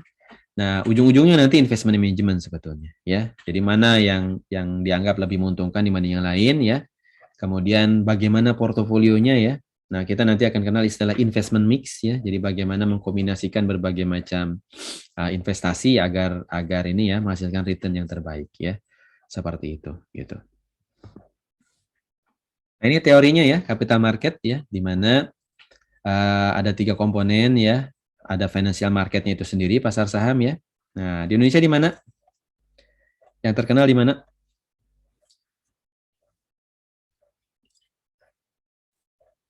Imam, kalau di Indonesia di mana pasar saham? Bursa Efek. Bursa Efek. Ada di mana aja? Ada ini? IDX, Pak. Ya. Pipot, Pak. Nah, Jakarta IDX ya, ada ya. Seperti di Bursa Surabaya juga ada ya. Seperti itu ya, dan bursa-bursa yang lain juga ada bursa berjangka ya. Bursa berjangka juga ada seperti itu gitu ya. Jadi macam-macam, ini financial market ya. Seperti itu. Nah, kalau di capital market berarti yang dijual adalah saham ya, seperti itu. Kemudian ada intermediarisnya ya, jadi pialang-pialang sahamnya seperti itu, dia yang akan membantu mentransaksikan dan segala macamnya seperti itu. Dan ada regulatornya ya, regulatornya tadi ya, ada OJK ya, yang menangani pasar saham itu OJK ya. Tapi alat pembayarannya ya, transaksinya itu yang mengatur regulasinya adalah BI ya, Bank Indonesia. Dulu ya, beberapa tahun lalu sebelum ada OJK itu BI semuanya ya. Jadi BI sentral benar gitu ya, tapi kemudian diambil sebagian besarnya ya oleh OJK tadi ya, seperti itu. Nah, kemudian topik terkait ya, ada istilah pricing efisiensi ya, terkait dengan pasar saham ya, peranannya apa saja, kemudian investment behavior-nya seperti apa ya, perilaku di pasar saham itu gitu ya. Kemudian juga bagaimana cara terbaik ya untuk mendesain ya, meregulasi financial market ya, ini ilmunya OJK sebetulnya ya. Kemudian mengelola resikonya ya. Nah, berarti kan kita harus pandai-pandai menangkap ya semua kejadian di masa lalu ya, untuk diolah menjadi dasar keputusan manajemen resiko di masa depan ya, seperti itu. Termasuk juga menghitung kemungkinan terjadinya gitu ya. Karena di dalam ilmu resiko itu cuma ada 2 komponen ya. Kita ngitung impact gitu ya. Kira-kira kalau satu kejadian risiko terjadi berapa besar impact-nya. Kemudian satu lagi komponennya adalah probability ya. Seberapa mungkin itu terjadi gitu ya. Kita hitung pakai teknik probability tadi ya. Sehingga kita punya 2 komponen yang menghasilkan seberapa tinggi resikonya ya. Nah, semakin tinggi resikonya, maka kita akan semakin tempatkan kendali namanya ya. Nah, semacam obatnya lah ya. Seperti itu. Jadi kita siap ya, apapun yang terjadi ya, seberapa tinggi resikonya kita selalu siap ya, seperti itu. Itu gunanya ERM ya, Enterprise Risk Management. Seperti itu. Kemudian juga pricing efisiensi ya, kritikal ya. Kenapa? Karena ya supaya ini ya, istilahnya beat the market tadi ya, beat the market seperti itu gitu. Nah, memang tidak mudah pastinya ya, karena butuh ilmu gitu ya, butuh kemampuan, butuh skills ya, butuh pengalaman untuk bisa bermain saham ya. Makanya banyaknya mempercayakan ya kepada pialang-pialang, mempercayakan kepada perusahaan-perusahaan ya, agen-agen itu ya, untuk membantu menghitung ya, kira-kira ditempatkan di mana seperti itu gitu. Bahkan ya yang kemarin sempat ramai itu kan trading itu ya. Trading ya, seperti itu robot trading. Robot trading di saham ya sebetulnya udah lama gitu ya. Tapi yang kemarin sempat kisruh itu adalah robot trading di kripto ya, cryptocurrency yang memang masih belum dilindungi oleh regulasi ya, seperti itu, sehingga sangat riskan. Bisa tiba-tiba kaya ya, bisa tiba-tiba ini ya, bisa tiba-tiba habis semua uangnya ya, seperti itu. Tapi memang satu hal ya, Anda harus ingat di dalam dunia financial ya, high risk high return memang ya. Jadi semakin tinggi resikonya, itu memang return yang mungkin didapatkan juga akan semakin besar ya. Seperti itu. Tapi yang namanya high risk ya berarti kan ada risiko negatif ya, di mana Anda bisa juga rugi tiba-tiba besar gitu ya, dan Anda harus siap. Gitu. Makanya kalau Anda bukan pemain di situ ya jangan main-main gitu ya. Seperti itu gitu. Percayakan pada ahlinya, karena setiap bidang itu pasti ada ahlinya sebetulnya ya. Seperti itu, termasuk juga terkait dengan saham ya. Jangan main-main belajar dengan sesuatu yang besar ya. Kalau mau belajar ya silakan ya, latihan dulu dengan uang sedikit gitu ya. Latihan sampai kalian makin lama makin ahli ya. Nah, itu capital market setidaknya ya. Jadi ada pasarnya, ada pialangnya, ada agen-agen terkait juga yang bisa membantu kalian ya, sebagai mereka sebagai ahlinya dalam menghitung ya.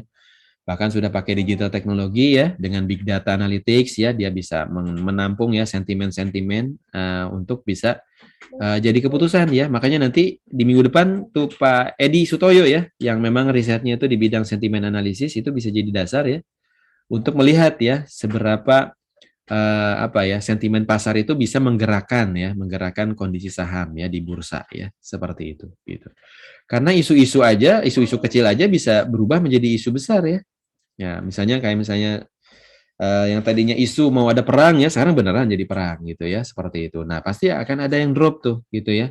Misalnya saham ya dan semacamnya seperti itu. Itu nanti harus harus dilihat lebih lanjut.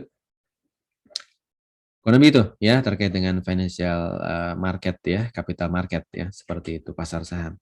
Nah, perlu kalian tahu kapital itu juga memang salah satu bentuk ya untuk pendanaan ya. Makanya ada istilah IPO ya di capital market ya. Eh, kalian tahu IPO itu apa? Hmm? Sahamnya ditaruh di pasar saham ya, Pak. Iya betul ya. Perusahaan. Katanya apa? IPO? Initial Public Offering bukan, Pak? Yes, betul, DAFA ya. Initial Public Offering. Jadi itu pertama kali jual saham di bursa ya, seperti itu gitu.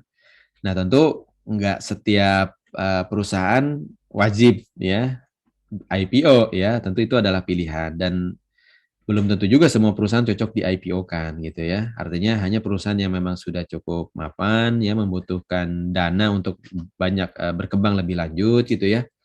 Dan sudah siap untuk dijual ke pasar ininya ya, sahamnya gitu ya. Seperti itu sehingga otomatis kan terdilusi istilahnya ya, terdilusi. Jadi saham yang tadi dimiliki oleh investor awal ya, pemilik real dari perusahaan gitu ya, kemudian dilepas ke publik ya sehingga dimiliki oleh masyarakat ya. Seperti itu gitu. Seperti misalnya perusahaan saya gitu ya, karena memang itu perusahaan private ya pemegang saham ya cuman owner aja gitu ya. Sehingga nanti yang diharapkan owner kan sebetulnya adalah dividen nanti ya. Biasanya di akhir tahun atau di awal tahun itu nanti akan ada RUPS ya, rapat umum pemegang saham. Kemudian akan dihitung ya laporan keuangan seperti apa. Kemudian nanti akan diputuskan mana laba yang ditahan gitu ya untuk operasional berikutnya untuk mencetak lagi laba gitu ya, mencetak lagi income menuju laba ya, kemudian mana yang nanti akan diambil ya, keuntungannya diambil untuk dibagi ya sesuai dengan persentase saham yang dimiliki di perusahaan tersebut gitu ya. Nah, itu namanya dividen ya. Semua income seperti itu tentu ada pajaknya ya. Jadi ada pajak penghasilan ya. Kalau pemilik sahamnya juga menjadi manajemen juga, nanti juga akan dapat gaji juga tiap bulannya, gitu ya. Akan harus bayar juga pajak penghasilan, gitu ya. Tapi kalau cuman sebagai owner saja, maka ya dapatnya tahunan, gitu ya. Pada saat nanti ada keuntungan di belakang, gitu ya. Kemudian nanti akan dibagi, diambil oleh return earning, istilahnya ya, laba ditahan. Kemudian sisanya itulah yang nanti akan dibagikan ya, sesuai dengan persentase saham yang dimiliki, ya. Nah, persentase saham ini akan dicatat di awal pada saat setoran modal ya. Pada saat kalian nanti datang ke notaris ya, mau mendirikan PT misalnya, seperti itu. Ya, PT itu yang paling ini ya, yang paling normatif lah ya. Dari zaman dulu ada yang namanya perseroan terbatas ya. Tapi sekarang makin banyak variasi ya. Bisa perusahaan-perusahaan firma CV juga bisa ya, komanditer ya, sendirian saja. Dan bahkan ada peraturan baru ya yang lebih fleksibel lagi seperti itu yang benar-benar bisa perorangan ya seperti itu gitu. Cuma memang high risk high return tadi juga gitu ya. Jadi kalau sendirian ya risiko mungkin akan semakin lebih besar gitu ya. Kenapa? Karena kalau nanti terjadi kerugian yang nanggung juga yang bersangkutan gitu ya, seperti itu. Bahkan kayak CV itu ya, kalau nanti ada kerugian itu utang perusahaan itu akan menjadi utang pribadi gitu ya. Beda dengan PT. Kalau PT itu bisa ada istilah bangkrut ya. Jadi ada pemilik minimal 3 gitu ya. Kemudian nanti kalau memang terbukti pilot ya, maka utang perusahaan itu bisa di ini ya. Ibaratnya bisa dibangkrutkan ya dan tidak akan menjadi utang pribadi ya seperti itu. Tapi bisa jadi ini dikejar secara hukum ya seperti yang terjadi di Garuda ya. Seperti itu gitu. Sekarang kan terjadi banyak ini pengaturan ya supaya bisa diselamatkan ya seperti itu ketika harga saham jatuh ya. Kemudian utang-utang lagi apa istilahnya ya direkondisikan gitu ya supaya bisa diatur kembali ya seperti itu supaya tidak bangkrut ya.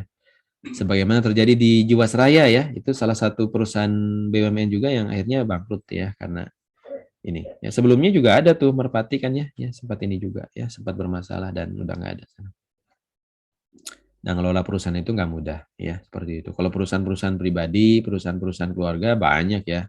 Perusahaan teman-teman itu banyak yang bangkrut-bangkrut ya. 1 tahun, 2 tahun nggak kuat, udah bubar jalan gitu ya. Nah, itu biasa di dunia ini ya, di dunia bisnis. Oke, lanjut ya. Financial management. Nah, ini business finance disebutnya ya, atau corporate finance seperti itu. Ini specialty ya untuk financial decision making ya di dalam business entity. Nah, ini sebetulnya tadi saya jelaskan juga ya sekilas. Jadi prinsipnya ada financial managers ya, nanti dia akan concern terkait dengan decision ya untuk investment ya. Jadi dari kondisi perusahaan ya, perusahaan itu kan di awal butuh investasi kan ya.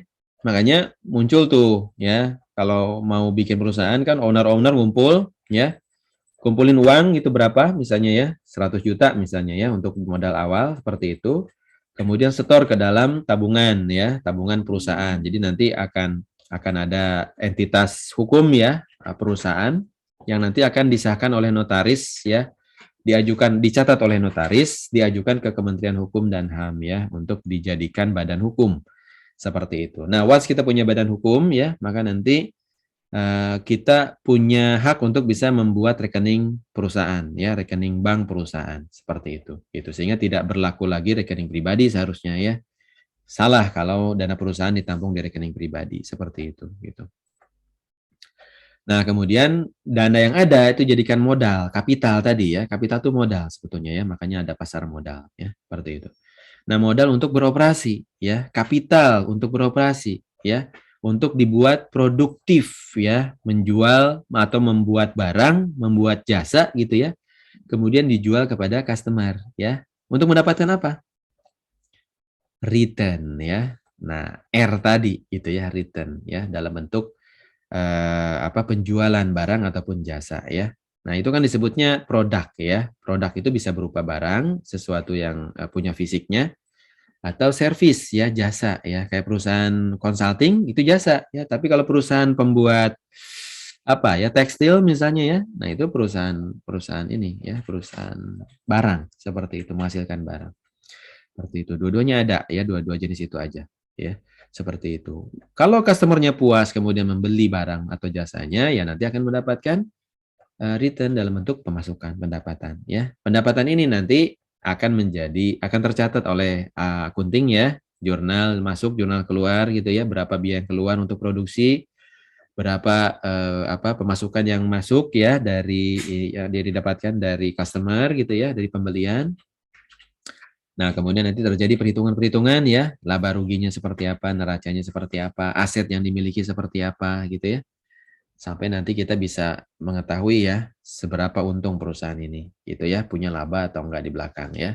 Kalau enggak punya laba berarti punya utang nanti di belakang gitu ya. Seperti itu. Kemudian tolong dicatat ya, sumber dana itu cuma ada 2. Investasi tadi ya, dari yang punya saham tadi. Nah, saham ini sendiri kan tadi bisa dijual dengan IPO ya, sehingga bisa juga ya meminta dana dari publik ya, tapi tentu ketat prosesnya ya, karena kalau seseorang mau berjualan atau satu perusahaan mau berjualan saham di pasar modal ya, tentu ada syarat yang harus dipenuhi ya, perusahaannya harus sehat ya, kemudian dia laporannya harus terbuka gitu ya, keuangannya terbuka karena pemilik harus bisa meninjau ya, melihat kondisinya seperti itu. Nah, kalau enggak ya berarti jadi risiko-risiko setiap pribadi jadi owner ya kalau ada apa-apa seperti itu gitu. Nah, satu hal lagi ya, dana itu bisa didapat dari loan ya. Jadi cuma ada 2 sumber dana untuk perusahaan itu, dari investasi atau dari loan. Nah, loan itu datangnya dari finance organization ya, finance corporation seperti itu. Misalnya bank gitu ya, atau fintech tadi seperti itu gitu ya. Di mana dia akan memberikan pinjaman ya, tentu dia juga berharap ada return gitu ya. Jadi dia ibaratnya meminjamkan dana yang dia punya, kapitalnya yang dia punya untuk diproduksikan ya, untuk diaktifkan menjadi alat-alat produksi seperti itu gitu. Nah, kemudian nanti berbagi keuntungan ya, seperti itu. Cuman masalahnya, nah yang sering jadi masalah di ini ya, di pendekatan religi kan itu sebetulnya ininya ya, akadnya tadi ya, si pemberi atau si peminjam uang itu, si pemberi pinjaman itu, kalau kita pakai pendekatan yang konvensional kan sifatnya mengikat gitu ya.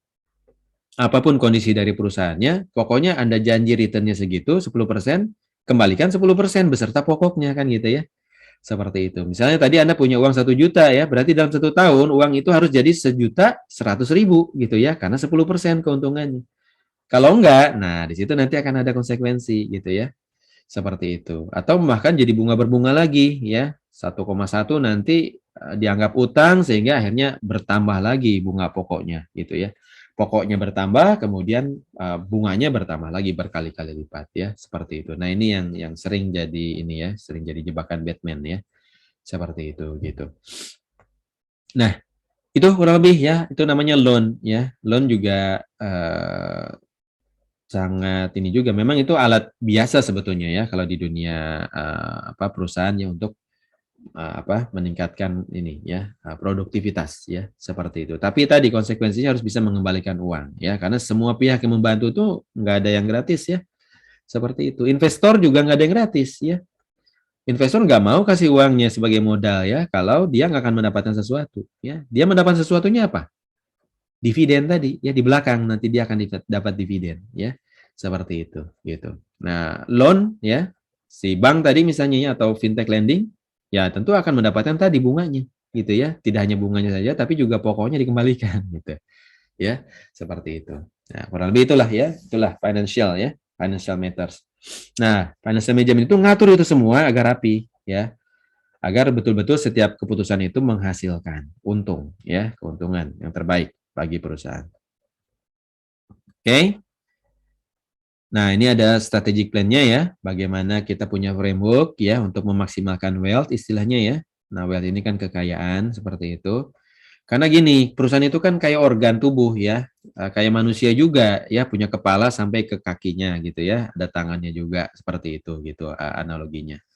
Dan semua itu butuh ini kan, butuh growing ya, butuh bertumbuh ya. Bertumbuhnya kalau kita makan ya. Nah, kalau perusahaan kan dengan adanya ini ya, dengan adanya financial tadi ya, investasi dengan adanya pinjaman tadi itu sebagai makanan bagi dia untuk bertumbuh. Ya, kemudian dia bisa bekerja ya, menghasilkan uang ya, uang untuk bisa mengembalikan pinjaman tadi atau membeli lagi tadi ya, membeli lagi makanan lah kalau manusia kan gitu ya, seperti itu gitu. Nah, itu organisasi juga begitu gitu ya. Organisasi itu harus bertumbuh makin besar ya. Tadinya misalnya kantornya nyewa ya, kemudian ketika punya laba, sebagian laba ditampung ya, ditabung misalnya untuk membeli DP ya, DP untuk membeli aset misalnya ya, misalnya kantor gitu ya, membeli mobil kendaraan ini untuk operasional ya, untuk tentunya meng-hire ini juga ya, pegawai juga gitu ya. Kalau pegawai kan tidak punya saham ya, basically tidak punya saham, tapi yang dia andalkan adalah gaji kan gitu ya. Jadi tiap bulan wajib dibayar gaji, kalau enggak berantakan tuh perusahaan kan gitu ya. Karena produktivitas kan tergantung dari SDM-nya ya, seperti itu gitu. Nah gitu ya. Jadi perusahaan itu seperti itu cara kerjanya ya. Dia didukung oleh SDM, dia didukung oleh aset-aset ya. Aset-aset tadi bisa kantor misalnya ya, atau aset-aset mobil ya, atau aset-aset yang sifatnya 1 tahun habis ya. Nah, itu sering tidak disebut aset sih sebetulnya ya, tapi fasilitas ya. Seperti itu gitu. Nah, equipment lah, peralatan juga ada gitu ya, seperti itu. Kemudian nanti ujung-ujungnya kan dipakai produktif gitu ya untuk menghasilkan sesuatu ya, produk, barang ataupun jasa yang nanti dijual kepada customer untuk mendapatkan return ya. Nah, in essence seperti itu kurang lebih ya. Nah, tentu perlu ada strategic plan ya. Kita akan berhitung mana investasi A, mana investasi B ya. Peluang-peluang yang ada kita hitung ya. Kemudian kita juga mempertimbangkan current asset ya. Kita punya cash berapa gitu ya. Nah, cash ini penting ya karena cash ini yang liquid ya. Nah, cash ini kan kayak uang, sejumlah uang kecil gitu ya, yang ya kecil dalam tanda kutip ya, yang ditaruh di dalam rekening perusahaan gitu ya untuk operasi perusahaan ya. Operasi perusahaan itu misalnya menggaji tiap bulan ya, bayar pajak misalnya ya, kemudian operasional kendaraan ya, bensin, transport tol misalnya segala macam seperti itu gitu ya. Kemudian biaya untuk misalnya meeting gitu ya dengan klien di restoran lah misalnya, atau catering misalnya, ataupun mendatangkan ya, artinya kan butuh dukungan juga ya dari bisnis-bisnis yang lain untuk berjalan ya, agar terjadilah transaksi bisnis ya dengan si customer tadi. Ya, customernya happy, dia akan bayar sejumlah uang sesuai dengan kontrak gitu ya. Nah, di dalam kontrak nanti ada produk, barang atau jasa yang harus di-deliver gitu. Nah, disitulah terjadi transaksi, kita mendapatkan uang sebagai pemilik perusahaan ya, pengelola perusahaan, masuk ke dalam rekening perusahaan maksudnya ya, seperti itu. Kemudian customer happy dapat produk kita gitu ya. Seperti itu gitu. Kemudian kalau itu berjalan terus ya dan mencapai target penjualan, tentu akan ada keuntungan ya yang nanti akan bisa di-saving ya, yang nanti akan bisa dipakai untuk bayar hutang-hutang gitu ya. Yang nanti akan bisa dibagi ya kepada investor ya untuk dividen tadi seperti itu gitu. Nah, itu ya. Jadi ada istilahnya aset ya. Ya, aset itu kalau sesuatu yang nilainya ini ya bisa dikonversikan ya ke dalam cash ya dalam satu operating cycle atau 1 tahun atau bisa lebih ya, seperti itu gitu. Kas misalnya ya, kemudian securities ya. Securities itu yang bisa dijual beli ya. Ya bisa jadi si perusahaan juga punya saham perusahaan lain juga gitu ya. Seperti itu. Kemudian AR, akun receivable itu apa? Piutang ya. Jadi kalau kita sudah kontrak dengan pihak ketiga gitu ya, kemudian dia belum memberikan kita case-nya gitu ya, tapi dalam bentuk surat kontrak ya, dan dia akan janji dalam waktu 3 bulan kalau Anda misalnya deliver produknya atau jasanya dengan baik ya, maka Anda akan dapat pemasukan ya, misalnya tadi Anda punya modal 1 juta, kemudian dia akan membeli produk Anda seharga 1,5 juta misalnya ya, sehingga nanti Anda akan dapat keuntungan ya. Seperti itu gitu. Nah, itu kalau belum dibayar ya itu namanya piutang ya. Jadi orang lain seolah-olah punya utang ke kita ya, kita siap menunggu dibayar utangnya disebut sebagai piutang.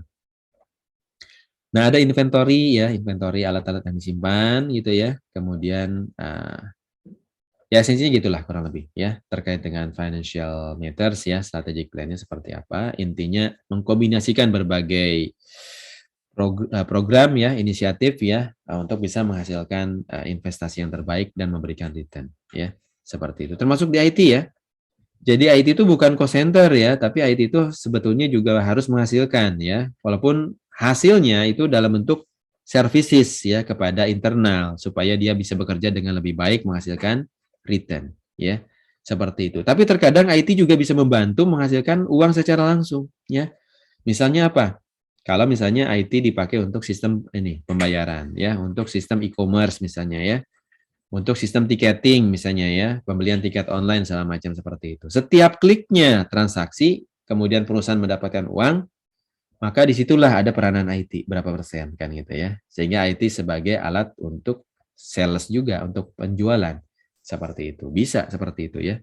Tapi mostly IT itu sebagai alat untuk efisiensi ya, alat untuk membuat perusahaan menjadi lebih produktif ya, seperti itu, atau sumber daya menjadi lebih cepat ya, bekerja SDM misalnya ya, karena terotomasi dibantu oleh teknologi seperti itu. Nah, itu ya. Kemudian ada risk ya, ada risk management, bagaimana kita identifikasi kekurangan yang kemungkinan-kemungkinan yang akan terjadi di masa depan ya. Kemudian kita assess seberapa tinggi resikonya, kemudian kita siapkan mitigasinya, rencananya seperti apa supaya kita siap ya. Kemudian kita bisa juga transfer ya, misalnya dengan cara membeli asuransi juga gitu ya. Asuransi supaya kita siap ya, kalau ternyata rugi ya, maka bisa diganti oleh asuransi gitu ya, bisa diklaim seperti itu gitu. Nah, ini namanya manajemen risiko ya. Seperti itu. Risiko sendiri juga ada risiko negatif, ada risiko positif ya. Risiko negatif itu kemungkinan tadi yang negatif ya, yang bisa mendisrupsi ya perusahaan seperti itu. Misalnya apa ya? Misalnya tiba-tiba terjadi perang gitu ya. Nah, ini kan juga resiko gitu ya. Tiba-tiba misalnya harga sahamnya turun misalnya ya, ini resiko juga. Tiba-tiba misalnya terjadi kecelakaan ya sehingga produksi berhenti. Nah, ini juga resiko ya. Banyak resiko itu dan kita harus prediksi dari awal ya. Nah, itulah namanya enterprise risk management seperti itu. Nah, terakhir ya investasi ya, investment management. Ini sebetulnya dari tadi kita udah bolak-balik di 3 komponen ini ya. intinya adalah bagaimana manajemen dan individual ya atau institutional funds ya dalam membiayai si perusahaan tersebut ya. Seperti itu gitu. Nah, investasi ini sebetulnya dua perspektif ya. Bagaimana di sisi internal perusahaan ini juga dimiliki oleh owner-owner ya dalam konteks investasi, dan bagaimana perusahaan ini juga bisa berinvestasi terhadap organisasi lain atau perusahaan lain gitu ya dengan menanamkan sebagian uangnya gitu ya untuk menghasilkan return lagi seperti itu gitu ya. Ya contoh tadi perusahaan membeli perangkat IT ya, tujuannya kan pengen untung gitu ya. Makanya IT itu juga aset ya supaya nanti dia bisa memberikan return seperti itu. Harus ada return on investment-nya ya. IT cost-nya berapa, nanti akan menghasilkan berapa kepada perusahaan ya. Seperti itu gitu. Atau ya apa ya? Seperti tadi ya ketika perusahaan misalnya dia juga punya investasi ya terhadap saham-saham perusahaan lain gitu ya, seperti itu. Nah, ini biasanya perusahaan-perusahaan yang memang bermainnya di investasi ya. Contoh misalnya perusahaan asuransi ya. Asuransi kayak apa tuh? Asuransi ABRI, asuransi Taspen misalnya ya, kalau untuk pegawai negeri ya. Asuransi tenaga kerja gitu ya. Itu kan semua mendapatkan premi ya dari nasabahnya ya, dari kliennya seperti itu gitu ya. Nah, uangnya kan terkumpul tuh ya. Uang-uang nasabah terkumpul. Nah, ada di rekening perusahaan kan tidak akan bergerak ya kalau cuma sekedar disimpan ya, akan rugi kalau cuma sekedar disimpan di perbankan. Harus diproduktifkan kan gitu ya, harus digolangkan, digulirkan ya, dioperasionalkan ya pada sesuatu yang produktif menghasilkan return tadi. Seperti itu. Makanya modal utamanya perusahaan asuransi ya yang seperti itu gitu ya. Untuk bisa menghasilkan bisa membayar kembali lah gitu ya premi-premi yang dibayarkan oleh si nasabah gitu ya adalah dengan cara berinvestasi. Nah, kadang-kadang salah investasi ya, kasus Jiwasraya misalnya membuat dia bangkrut ya. Jiwasraya kan asuransi umum ya, seperti itu. Atau misalnya kasus kasus Asabri yang salah investasi ya, ada maklar ya, kemudian ada kong kali kong dengan direksinya ya, sehingga terjadi fraud ya, uang triliunan rupiah ya, itu kan akhirnya ini ya rugi ya seperti itu. Dan yang rugi kan sebetulnya ininya balik lagi ke yang punya uangnya, yang bayar preminya ya, kasihan seperti itu. Gitu. Harusnya dikelola dengan baik dananya supaya bisa menghasilkan return ya dan bisa dikembalikan sebagai bentuk manfaat ya kepada si nasabahnya masing-masing seperti itu. Nah, di dalam investasi dikenalkan dengan istilah portofolio ya. Portofolio itu artinya kombinasi ya, kombinasi dari berbagai investasi yang ada ya. Investasi itu kan ada investasi jangka pendek ya, ada investasi jangka panjang ya, tergantung dari timeline-nya seperti itu. Contoh misalnya investasi jangka pendek ya, proyek-proyek 3 bulanan, 4 bulanan misalnya ya, yang kemudian nanti akan menghasilkan sesuatu, yang kemudian nanti bisa kita jual kalau barang atau ini ya, kalau services bisa kita ini juga ya, kita jual juga seperti itu. Atau yang sifatnya digunakan nanti di masa depan ya.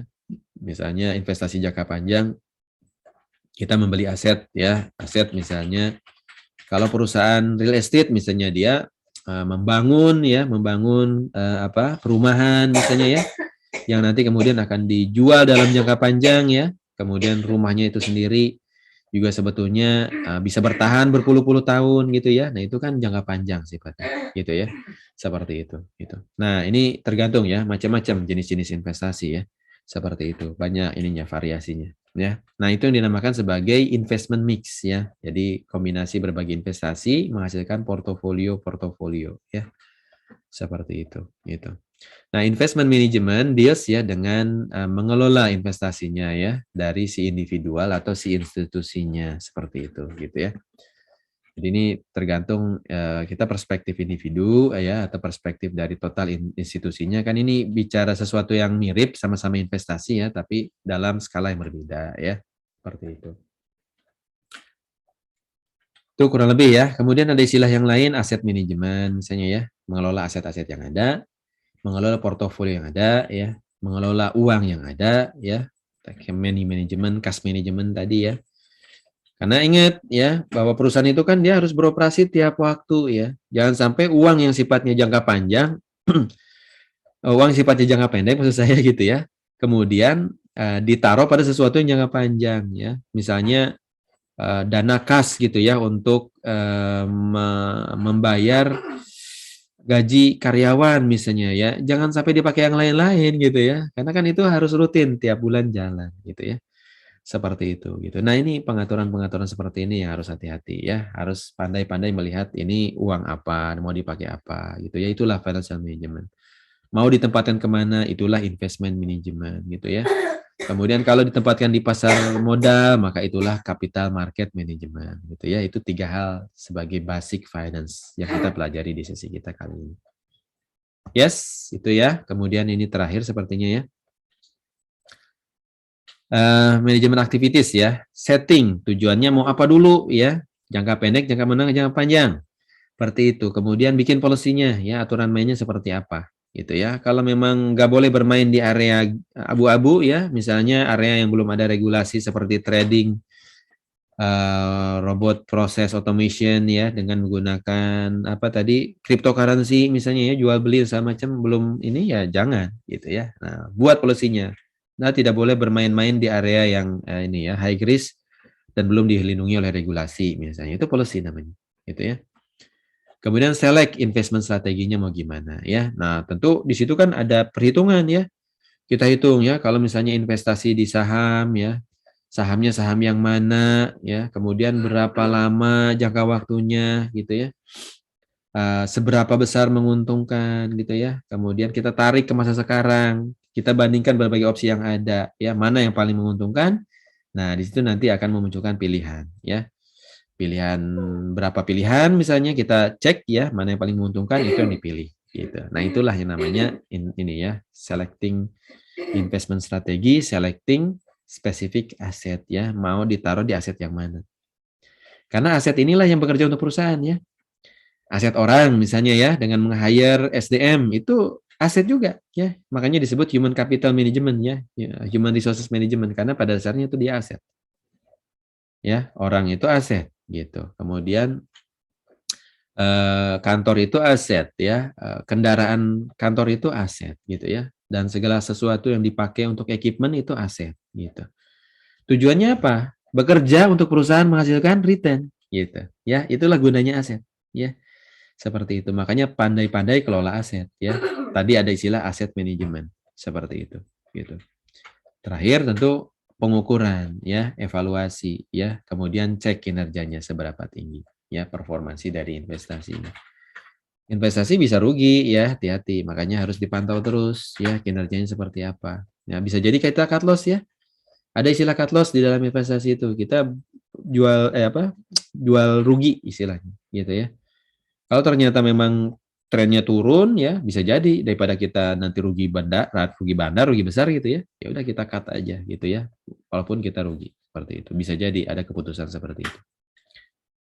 Ya. Nah, termasuk juga kalau misalnya kita punya saham ya, ada saat misalnya dijual gitu ya, bisa jadi itu gitu ya. Apalagi kalau pendekatannya trading ya yang sangat cepat ya. Setiap gejala-gejala, sentimen segala macam bisa mengubah tuh ya, turun naiknya seperti itu gitu. Dan kita jual pada saat yang tepat ya. Kemudian kita beli lagi pada saat yang tepat seperti itu. Itulah trading. Seperti itu. Oke. Nah, terakhir ini ya, ada pertanyaan? Silakan kalau ada pertanyaan ya. Your parents are not your emergency funds katanya, gitu ya. Ini kata Mutu Krisman ya, salah satu ini ya, tokohnya lah gitu ya. Jadi jangan gunakan emergency fund ya. Your children are not your retirement fund ya. Jadi anak-anak Anda itu bukan dana untuk pensiun gitu ya. Seperti itu gitu. Kemudian gunakan ya atau ciptakanlah wealth ya oleh diri Anda sendiri gitu ya. Jadi artinya ini sebetulnya motivasi agar Anda manfaatkan waktu yang dimiliki ya, kemudian juga modal yang dimiliki gitu ya, semaksimal mungkin sesuai dengan peranan Anda gitu ya. Seperti itu gitu. Nah, termasuk dalam posisi Anda semua sebagai mahasiswa kan gitu ya. Nah, Anda juga sebetulnya menerapkan financial management loh, ya. Coba Anda pikirkan, ya. Anda ngatur waktu ya, Anda punya pemasukan misalnya dari orang tua ya, Anda atur, Anda pilih ya ke dalam investasi apa bentuknya. Memilih mata kuliah gitu ya, mana yang akan menghasilkan nanti. Ya. Mana yang akan menguntungkan Anda di masa depan gitu ya. Seperti itu gitu. Ilmu-ilmu apa yang nanti akan bisa digunakan untuk menciptakan value ya, seperti itu. Ujung-ujungnya kan memang lulus ya dengan sarjana tekniknya. Itu kan investasi untuk mendapatkan ST ya. Nah, belum tentu return tuh ST gitu ya. Ya. ST itu nanti harus bisa dipakai untuk bekerja misalnya di perusahaan yang bagus gitu ya. Atau ST itu bisa dipakai untuk Anda ya ilmu yang didapat di balik ST itu ya untuk entrepreneurship bisa jadi kan gitu ya. Untuk lanjut lagi bisa jadi ya, atau berkarir di akademik bisa jadi kan gitu ya. Atau untuk yang lain-lain juga gitu ya. Banyak kan gitu ya pilihan-pilihan hidup berikutnya ya. Nah, itu kan juga ada kaitannya dengan ST yang tadi gitu ya, dengan IPK yang tadi. Seperti itu gitu. Nah, ini dari SpongeBob nih ya. A lesson about money katanya gitu ya. Jika Anda punya uang $1.000 ya, kemudian ada sale ya. Sale tahu kan ya? Penjualan dengan murah gitu ya. Sejumlah 750, kemudian Anda putusin untuk beli ya. Itu tuh bukan Anda untung 250 sebetulnya. Ya. Bukan Anda untung $250 ya, tapi justru Anda belanja ya, menghabiskan aset Anda $750 ya. Gitu. Harus ada maknanya. Nah, barang dibeli ini ya, kalau memang itu sebagai investasi harus bisa menghasilkan return gitu ya. Bukan konsumtif ya. Dengan membeli makanan langsung habis gitu ya. Ya, makanan bisa dianggap sebagai investasi juga ya, maksudnya supaya Anda tetap hidup gitu ya dan bisa terus produktif gitu. Tapi kan itu jangka pendek banget ya. Membeli buku bisa jadi investasi ya, kalau buku itu bisa membuat Anda lebih produktif, menghasilkan return di masa depan ya. Membeli motor ya, bukan untuk having fun-nya gitu misalnya, tapi untuk motor ini mau dipakai apa nih untuk produktif gitu ya. Ya dipakai kuliah berarti kan masa depan jangka panjang kan gitu ya. Mau dipakai ngegojek gitu ya, berarti kan juga Anda bekerja part time misalnya ya, seperti itu gitu untuk menghasilkan. Nah itu ya, jadi sudut pandangnya macam-macam, perspektifnya bisa macam-macam. Tapi kalau semata itu untuk belanja dan untuk having fun saja, happy-happy ya, beli tas merek Channel misalnya ya. Ya kalau mau dijual lagi dan untung, itulah investasi gitu ya. Tapi kalau cuma untuk dipakai gaya-gayaan, nah mungkin itulah konsumtif gitu ya. Tapi kalau dipakai untuk gaya kemudian mendapatkan seseorang sesuatu, itu beda lagi ceritanya gitu ya. Seperti itu gitu.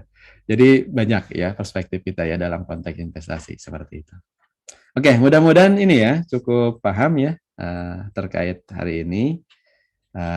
Banyak ini ya, banyak intermezzo juga karena pada dasarnya kan juga saya cerita tentang pengalaman hidup saya juga ya, punya perusahaan gitu ya. Kemudian mengelola aset ya, mengelola SDM misalnya ya, itu memang real gitu ya, seperti itulah apa adanya ya.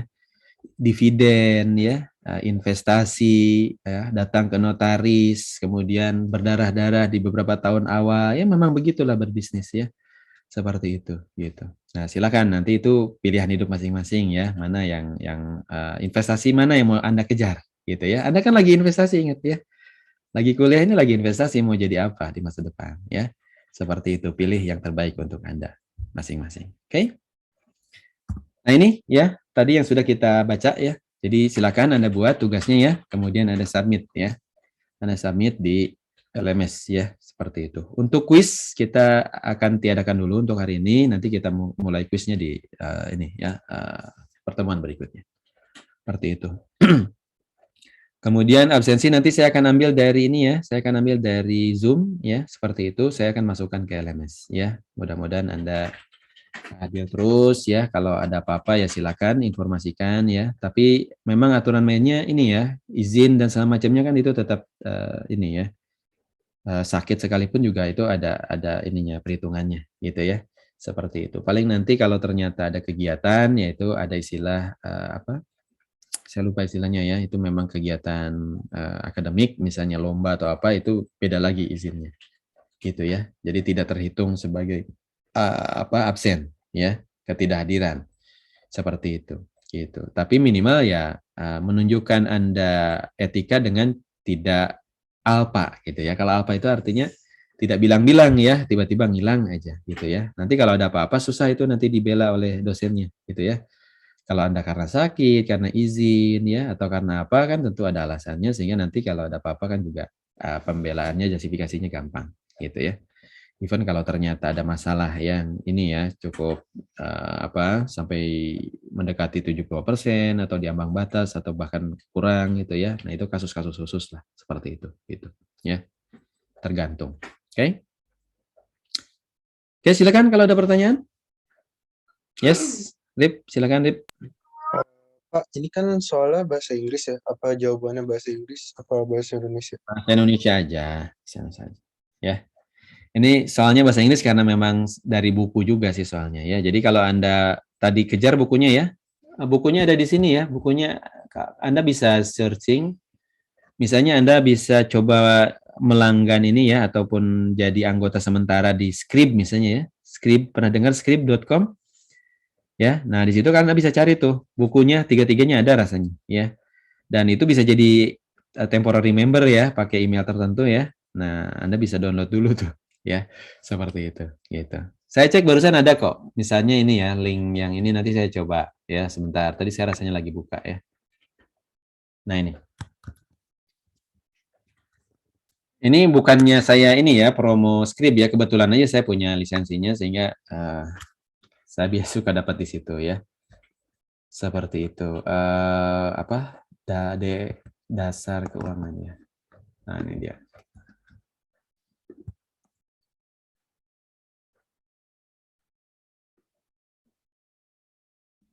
Nah, ini contoh ya, contoh link aja ya. Saya tidak lagi berjualan Scrib ya, sorry ya. Seperti itu. Tapi silakan, banyak opsi kok ya. Anda tahu sendirilah ya, seperti itu. Ya, yang paling betul sih sebetulnya ini ya, beli bukunya langsung ya. Tapi ya lumayan kalau buku-buku dari internasional ya, harganya bisa ratusan ribu ya, seperti itu. Oke. Silakan, ada lagi? Yes, Dava. Pak, mengerjakannya itu ditulis tangan atau bagaimana, Kak? Pak. Ya, ditulis Oh, tangan. ditulis tangan. Yes. Ya singkat-singkat aja. Kalau kebanyakan nanti susah juga bacanya. Oke ya. Kalau masanya gitu, kalau ditulis ini ya, ditulis pakai ini diketik gitu, nanti gampang ini ya, ditukar-tukar nanti ya, seperti itu. Gitu. Nanti beredar jawabannya ya. Ya ini aja sih preventif, tapi kurang smart sih sebetulnya ya. Kalau di tempat saya di sini sekarang di Stockholm University itu setiap submission itu sudah bisa didetek ini ya kesamaan jawaban ya dengan plagiarism software otomatis ya setiap submission. Jadi enak gitu ya, begitu submission itu bisa langsung dibedakan ya satu sama lain ya, ada kesamaan atau tidaknya ya, itu semua akan langsung terdeteksi. Karena belum ya jadinya ya sementara gitu dulu ya, seperti itu gitu. Dan ini sebetulnya kan juga tugas ringan-ringan aja ya, jangan ini juga, maksudnya ya anggap aja belajar kan gitu ya, anggap belajar ya, baca bukunya, tuliskan gitu ya, kemudian Anda PDF-kan ya jawabannya, submit ke dalam sistem ya, seperti itu. Yes, ada lagi silakan.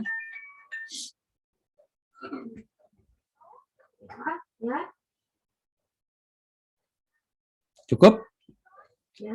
Cukup ya. Kalau gitu saya tutup ya. 9.30 berarti di sana udah ini ya, 3:30 ya, 3:30. Gak apa-apa, ini pendahuluan ya, tadi banyak introduction-nya. Nanti kita akan coba persingkat ya, sehingga Anda punya lebih banyak waktu misalnya untuk buka-buka lagi, baca-baca lagi ya. Work group nanti kalau sudah ada tugas kelompok ya, semacam seperti itu. Oke.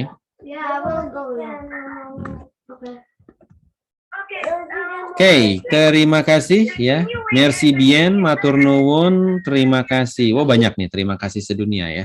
Seperti itu. Terima kasih banyak. Kita tutup. Wabillahi taufiq wal hidayah. Wassalamualaikum warahmatullahi wabarakatuh. Waalaikumsalam. Waalaikumsalam warahmatullahi Warahmatullahi wabarakatuh. Terima kasih, Pak. Terima kasih, Terima kasih, Pak. Pak. Terima kasih banyak, Pak.